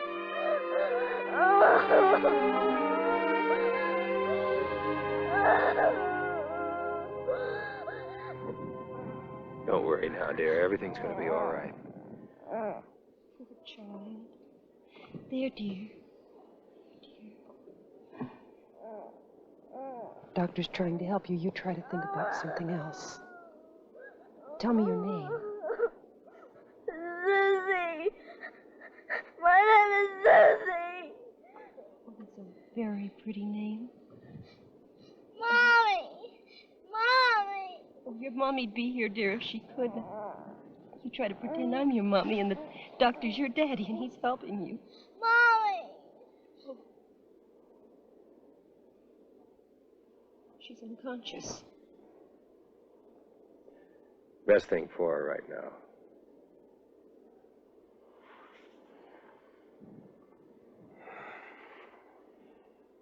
We're still almost 100 miles from Fort Apache, aren't we? Oh, I'd say about 130 miles, Captain. Mm-hmm. Well, that's too long a trip. She'd never survive. Were you planning on taking her with us? You don't think I'm going to leave her here, do you?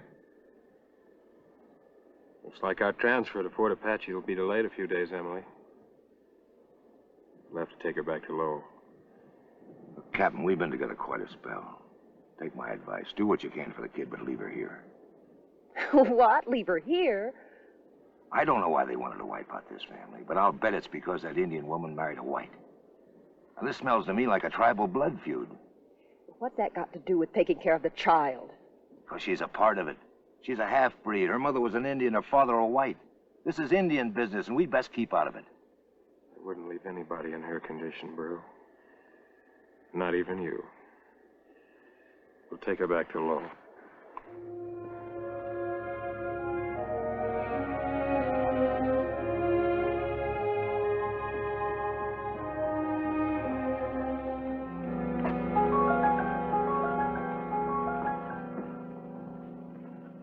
How is she, dear? She'll be all right. The fever broke about an hour ago. Oh, wonderful. Now we have to get you some rest. You haven't had a wink of sleep since we brought her in here. Come on.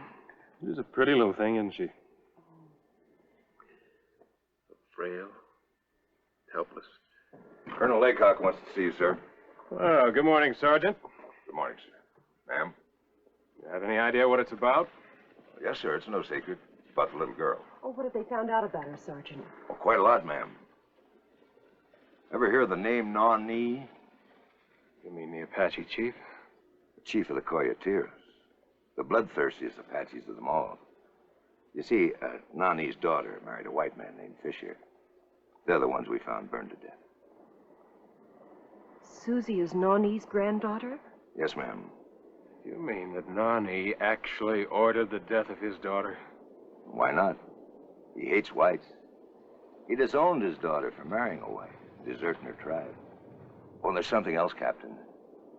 About an hour after we left, a Scot spotted Nani at the Fisher ruins. He knows you have his granddaughter. And he has every brave of the tribe between here and Fort Apache looking for her. I guess he wants to finish the job. Oh, Susie. What's the matter, Susie? Is it your burn, dear? Does it hurt? Well, then what is it, dear? You're just frightened to death. What's the matter, Susie? Did you hear us talking? Do you know Nani? I'm afraid of him. There's nothing to be afraid of. I You don't have to go with him, Susie. You can stay with us as long as you want to. I promise.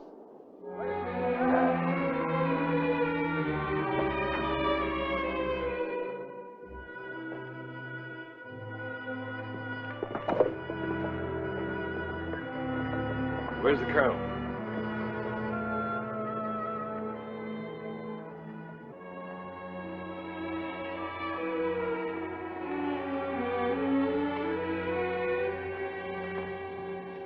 You wanted to see me, Colonel? Oh, yes, Doctor. How's that child?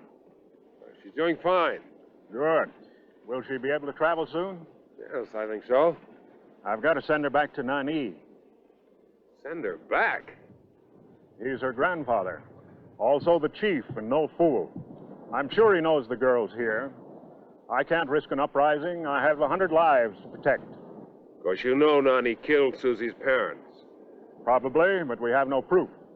Chances are he's going to kill her, too. Captain, I'm as worried about this child as you are. But as Nani is her grandfather, he has a perfect right to demand the child. And unless we can prove his intention, I have no choice but to give her back to him. Her father was white. Fisher knew the chief opposed the wedding. He took his chances. Besides, Nani is her only living relative. Colonel, I can't let you do it. You think I'm some cold-blooded monster? You think I want to do this? Nani is itching for war, and so is every Apache in the territory. I can't risk my men and the lives of the white settlers for one little half-breed Indian girl. I'd give my right arm to save her, but I have no choice. I do. I can take Susie to Fort Apache. I can't give you an escort for 2 weeks. It seems useless to risk your life. May I have your permission, Colonel? Doctor, I've admired you ever since you came here. You've worked hard, sometimes night and day. We need men like you in the wilderness. We need you badly. That little girl needs me, too. Then why in the name of heaven do you risk your life?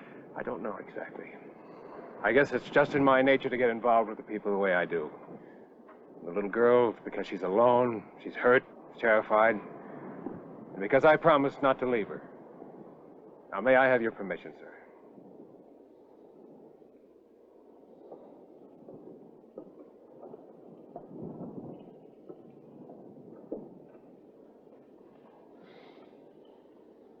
All right.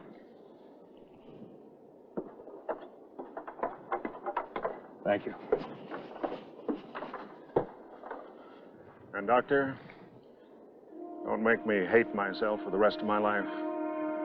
You get through safely.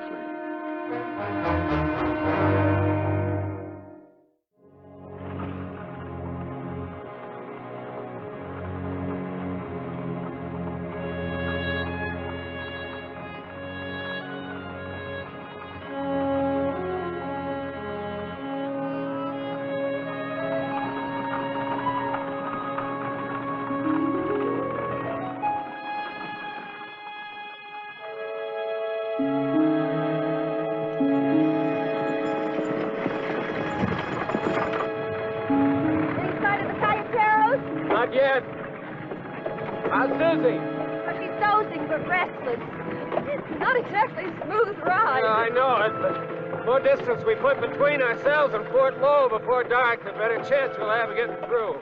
Oh, we'll get through, Walter.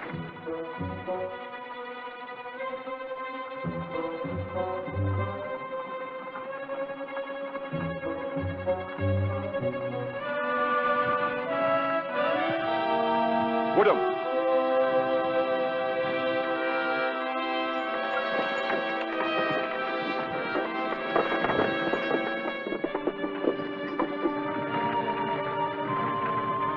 Walter, up there. Get in the back.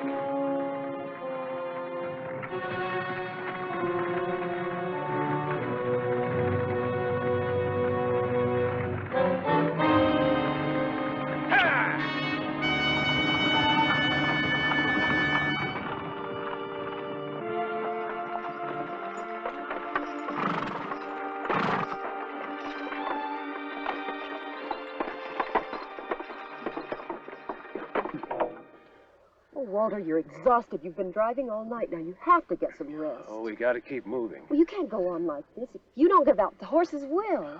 It's no place to stop in this open country, Emily. Well, what about the Collier place? They're not far from here. No, I'm afraid just stopping there is going to put them into jeopardy, too. Walter, you have to get some rest. They'll understand. You delivered their baby for them. They'll want to help you. Well, they haven't seen an Indian in the last half hour, and they know we're headed for Fort Apache. They probably figure we'll stick to the road. Collier's are miles off the road. Maybe it'd be all right. Yes.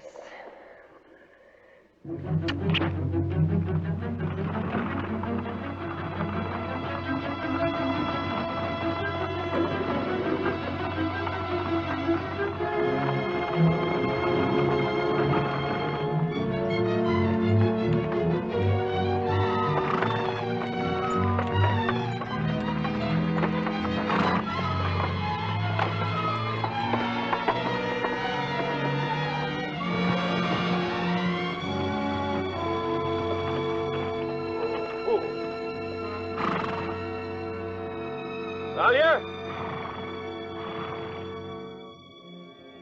Collier!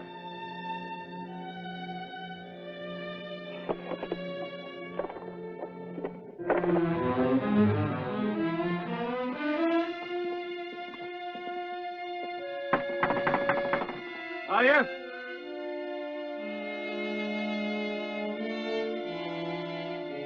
They must be here. Collier, it's your doctor. Oh, hello, Collier. I thought maybe you didn't hear me. I heard you, Doc. What do you want? We're on our way to Fort Apache, and I know all about it. I was at Fort Lowell when you brought that kid in. You're traveling with the Indian's granddaughter, ain't that right? Yes. We'd like to hide the wagon and rest for a few hours. That Indian's looking for that little girl, you know. I've seen a couple of braves this morning move around top of those hills. They was looking for her and you. Yes, I know. Doc, I know I owe you more than a slammed door, but I got my wife and baby to think of. I can't help you, Doc. I just can't help you. Now you better move along, Doc.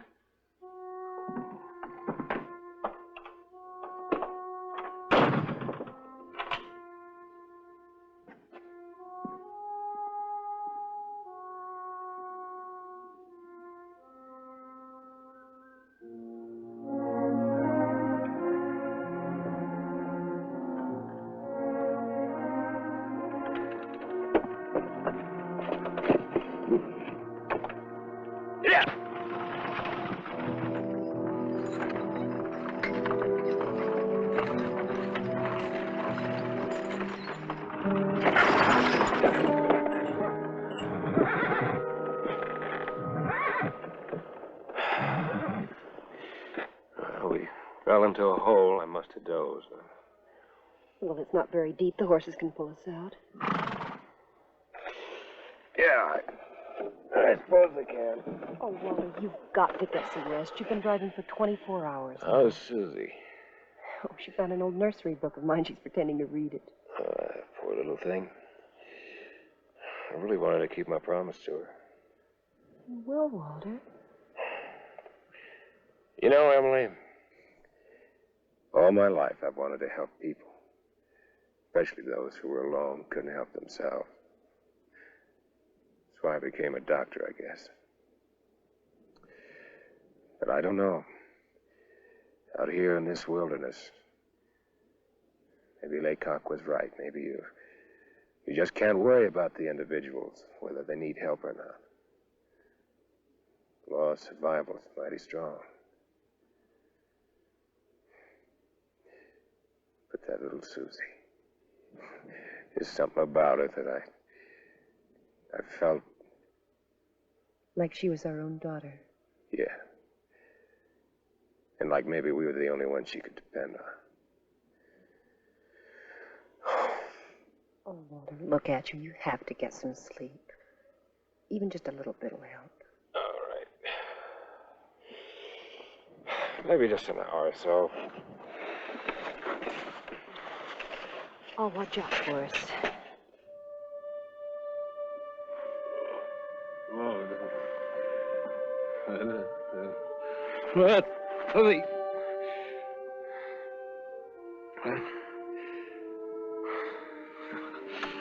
Where's Susie? She's in the wagon asleep. Oh. How long have I been asleep? Not very long, just a few hours. Oh. Well, anyway, I feel better. You look better.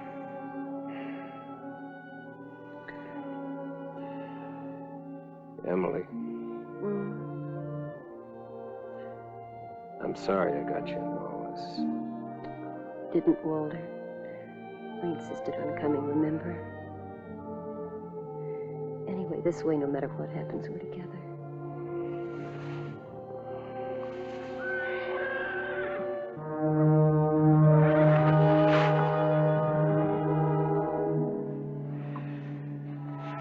Better get out of here.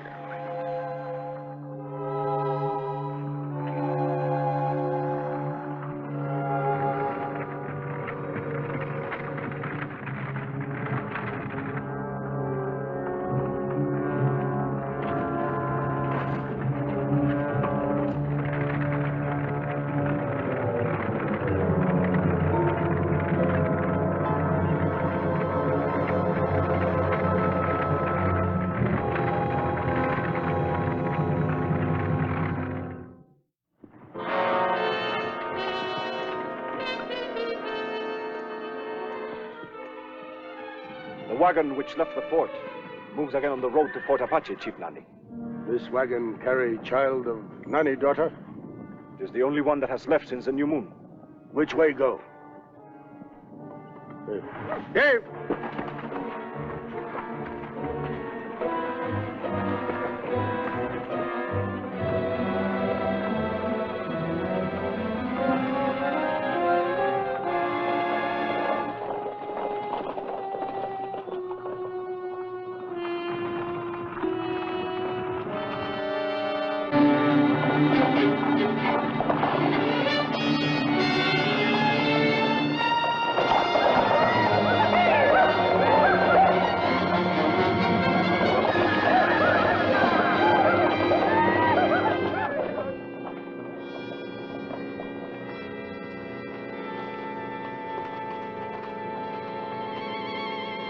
Toma.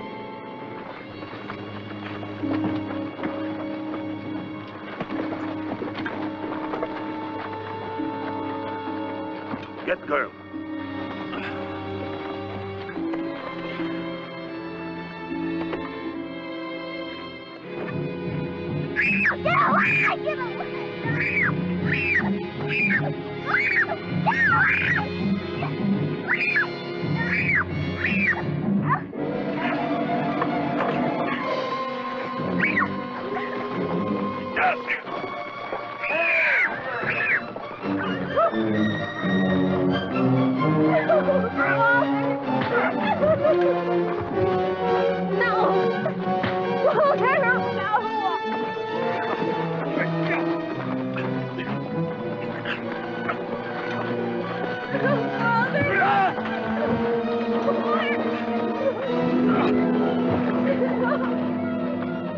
Wait!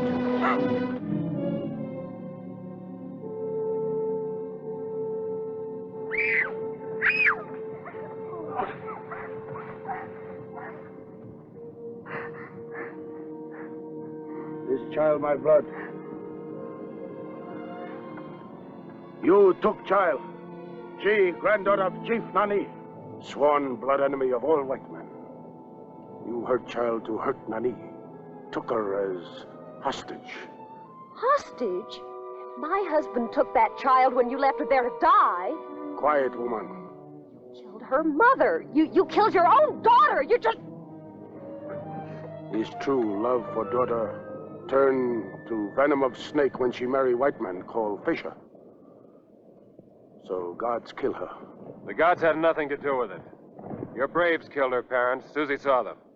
Brave swear to God of son was mistake, not know was daughter. Nani believe. Braves good. Speak with pure tongue.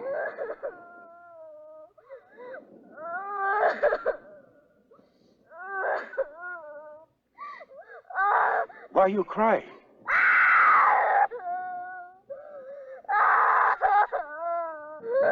White man hurt you?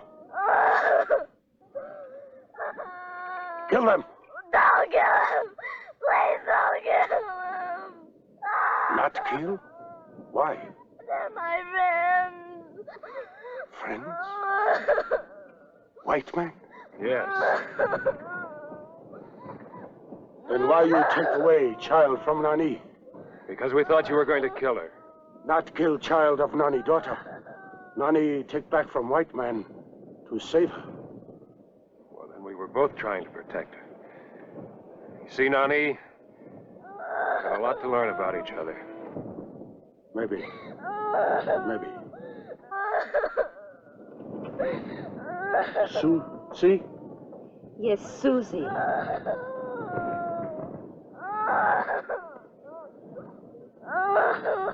Susie, you want go with white man? Yes.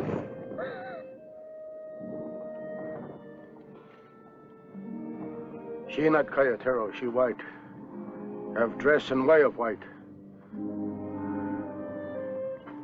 You soldier? A doctor, Walter Reed. Doctor, medicine man? Yes. Good. You take her.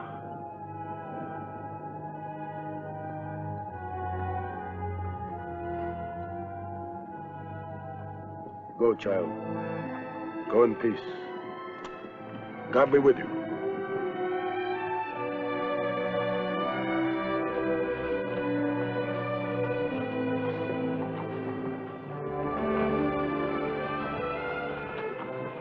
Susie, you saved our lives.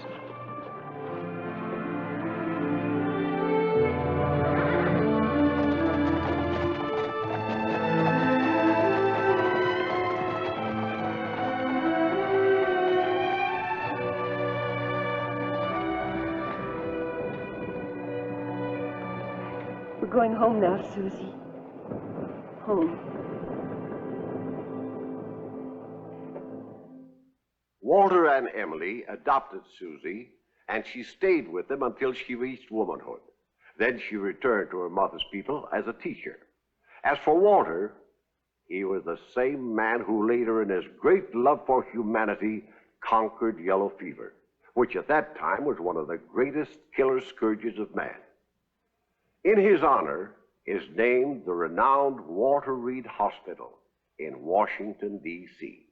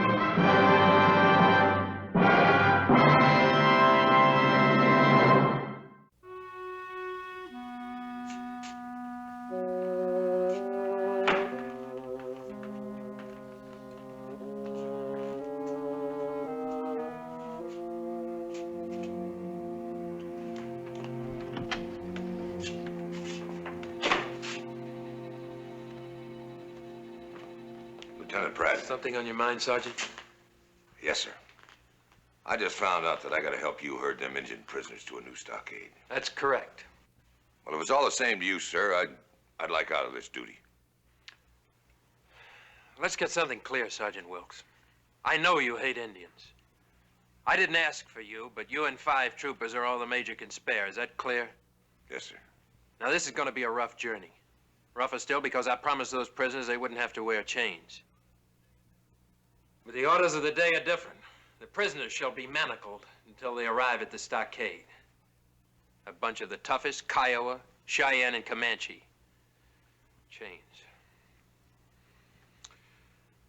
I'd like out of this duty myself, Sergeant, because these prisoners are going to try to escape, and we're going to have to stop them.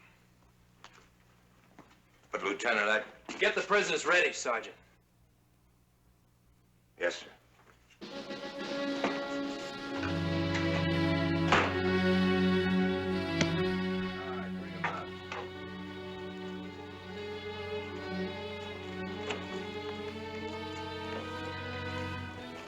Let's go. Keep moving.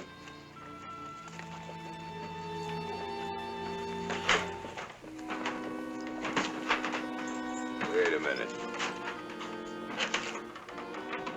This one's called Yellow Bear, a Comanche. Led a raid on a settler's wife. Probably got his name letting the other braves do his fighting. Right, Indian?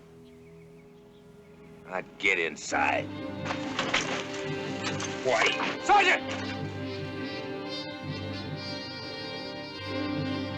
If I ever...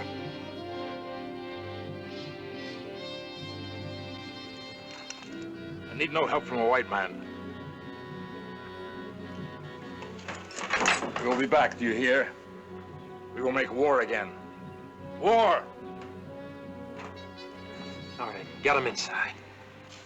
All right, let's go.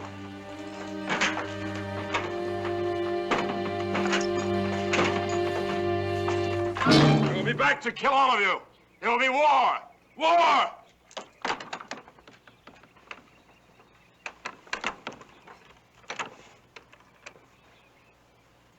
You should have let me slug him, Lieutenant. That wouldn't solve anything, Sergeant. Besides, they deserve better than this. You like Indians, Lieutenant? I respect them.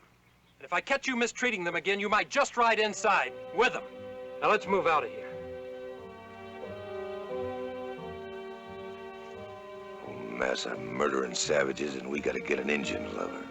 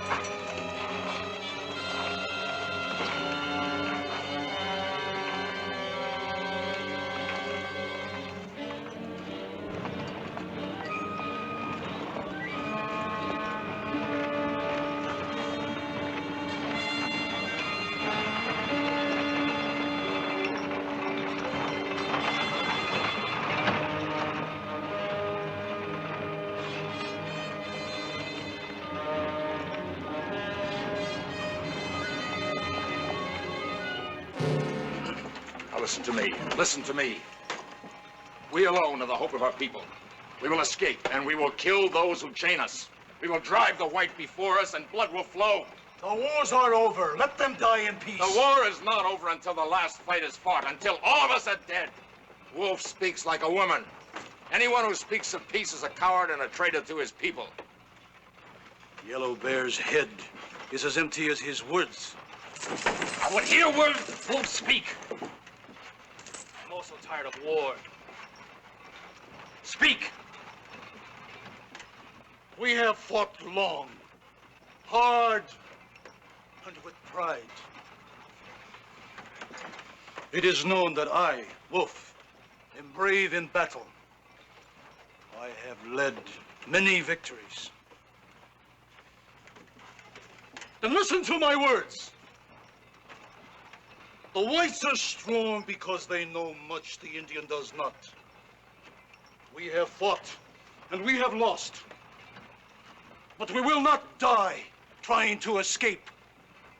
This will only bring failure, death, and more suffering to our children. The old way is gone. We must learn new paths to follow. The talk of a whining coyote. We will live. And we will learn. We must try to understand the ways of the whites and learn for our children. We will not raise crops. We are warriors. We will fight, you coward.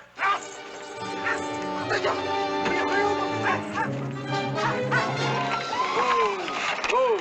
Lieutenant! Lieutenant!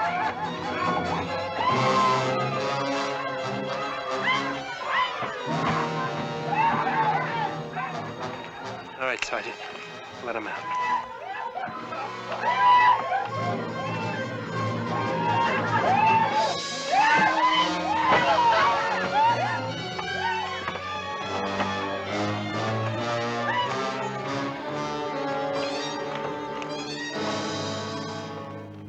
All right, Sergeant, break it up. Well, let them kill each other, Lieutenant. Two less troublemakers.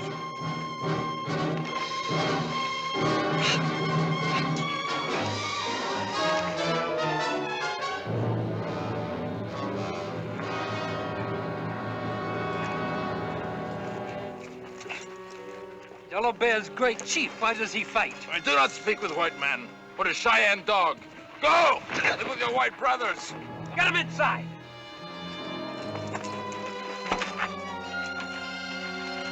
Sergeant, I want to talk to Wolf. Make camp. Yes, sir. We will kill. We will kill all of you. All of you.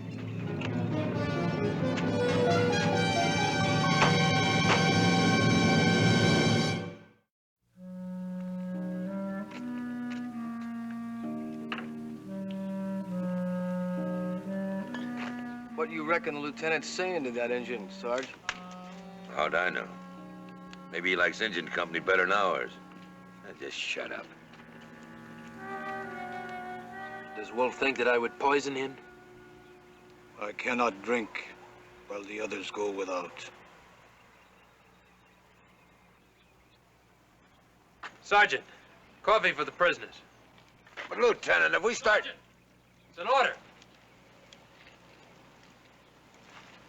Bring the coffee.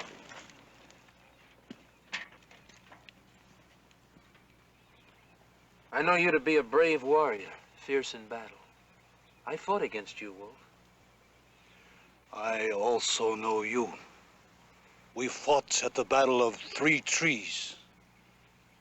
I led my warriors to a great victory that day. Yes, we lost many men. Why are we chained like animals when we had your word? I gave my word. But I'm a soldier. I must follow orders. I follow my chief, just as your warriors follow you as chief. Hear me, Wolf. Listen, I have fought the Indian, and I know him well. I know him to be a man, not an animal to be chained. Where we are going, I will be chief. And I promise you that these chains will be thrown away. That's a promise. Back at the fort, why did you not let the sergeant strike Yellow Bear? Because Yellow Bear is a man. He is an Indian. Yellow Bear is a man with many hurts. You know the Indian, and you understand him well. Know also that men who are taken from their families will always try to escape. I would do the same thing in their place. But you must understand, if they try to escape, I will have to stop them. And there will be more blood. And their children will be without fathers to teach the new ways we need. It is the children who pay. There's no place for them in your white man's world. The Indian will die out. What if I reunited the prisoners with their families? What if I could teach them and teach their children? Would there be peace then? You would do this? Yes. I will build a school to teach the Indian everything that he wants to learn. You go back. Tell the others. Tell the others that I promise them a school for their children.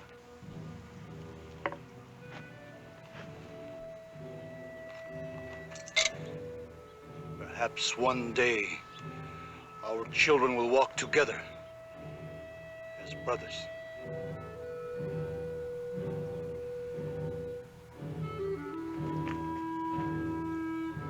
Come on, I ain't got all day. Hand that cup back. Right.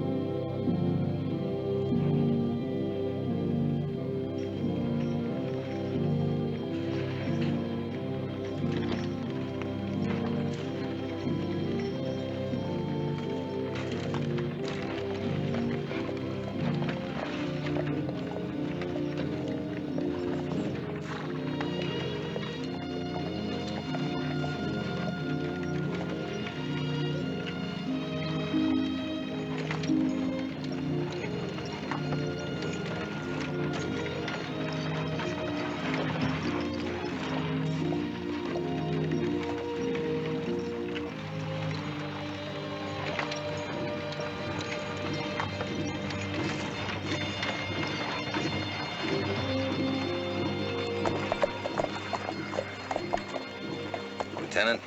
Yes, Sergeant? I've been in the Army for 15 years, and I've seen all kinds of Indians. I never saw one you could trust. And? Wolf. That Indian had a rifle on you back there. Why didn't he shoot? You got a real hate for Indians, don't you, Sergeant? I've seen enough of their murdering and butchering to hate him. I was a prisoner of the Comanches once, Lieutenant. For a year, I wished I was dead. They're our prisoners now, Sergeant. The wars are over. That's why Wolf didn't shoot. You see, he knows that the old days are gone. Maybe. But I'll still keep my rifle handy. You scratch an Indian deep enough, and he'll cut your throat. Sergeant, you scratch any man, red or white, they still bleed the same color. Now, you think on that.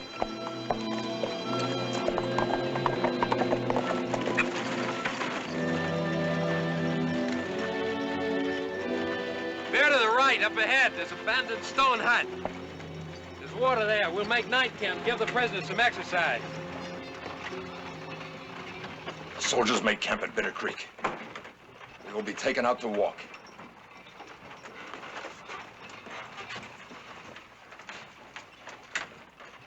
There's a stone hut there. We'll escape when they take us from the wagon. Everyone will turn on the guards. No matter how many of us die, the rest will escape. Perhaps the words of Wolf are true. The officer soldier Pratt promises much for our people. We have had promises before. Treaties, words. Warriors do not farm, do not raise crops. The Comanche, the Kiowa, the Cheyenne, we will fight as one. Then they will die as one and bring more suffering to their families. Their squaws will sing their death songs. Their children... We have heard enough from squaws. Their children will die of ignorance. The lieutenant speaks the truth. They are lies! Tie him up! We have decided. I will lead. We'll escape.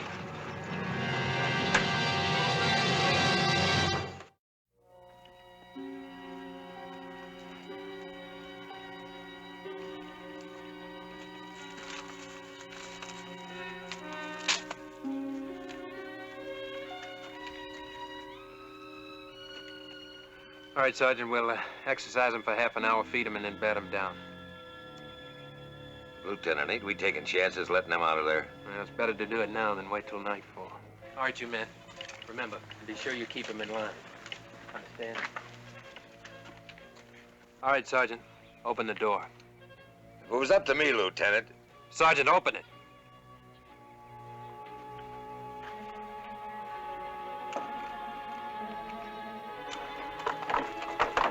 All right, everybody out. Let's go. All right, come on. Form a line.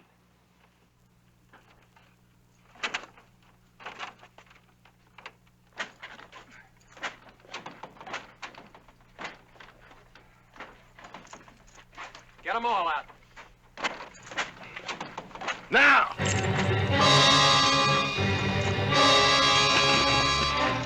All right, men, fall back to the rock!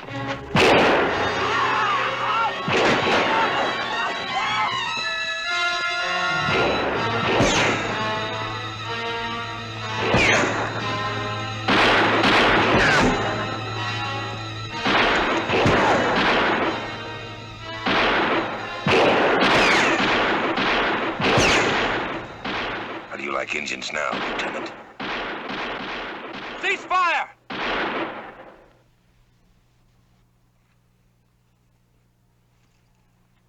Yellow Bear! You don't have a chance, Yellow Bear! Your bullets are almost gone! There is no use. They will pick us off one by one. You are a fool. Stone cabin. Follow me. Yellow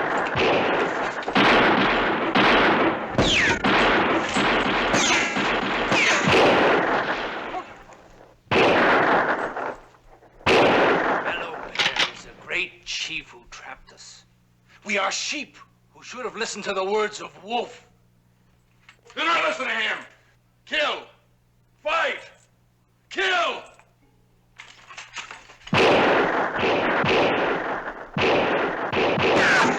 Are you sure you still want to talk to them? They called you a traitor. There is no other way.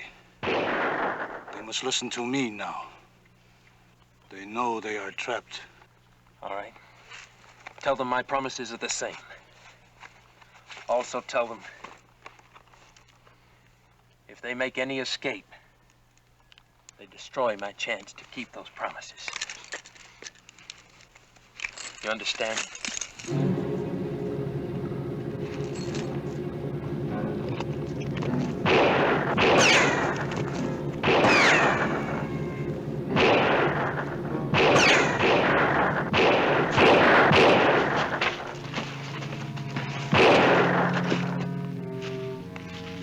It is Wolf who speaks.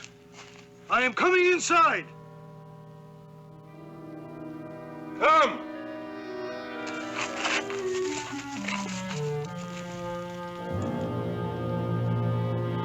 That Wolf's got plenty of courage. Watch it, Sergeant. You're almost acting human. Maybe some of them ain't so bad.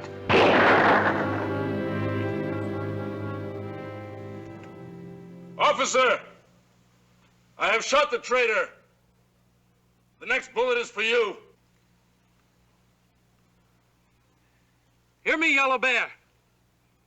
I do not speak to you, I speak to the others. Wolf told the truth. I will help you and your children. If your words are true, you will enter here without your guns. Lieutenant, Yellow Bear's crazy. He'll kill you. If it happens that way, Sergeant, starve them out. And remember, they're men, not animals. I'm coming in without my gun.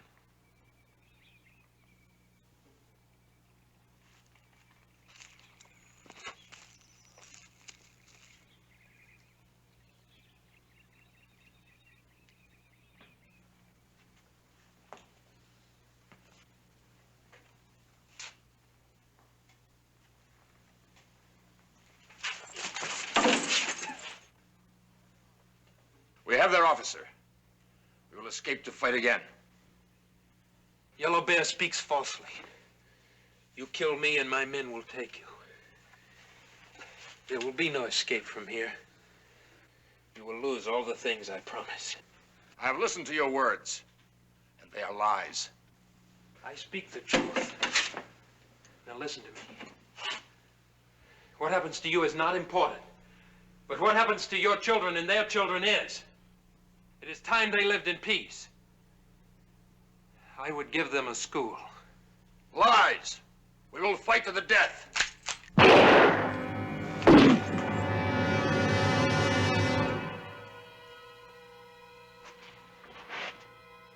You enter without weapon, with courage and truth to shield you.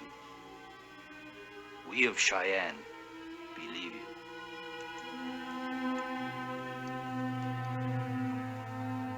We believe you.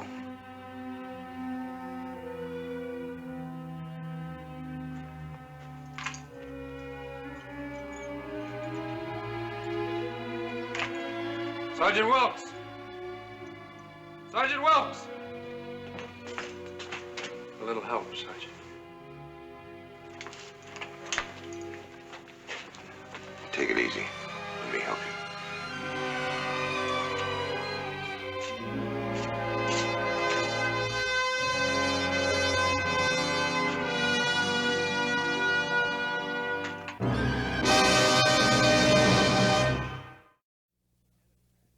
Lieutenant Pratt did keep his promise and reunited the prisoners with their families, eventually giving them weapons to guard themselves with no recorded violations.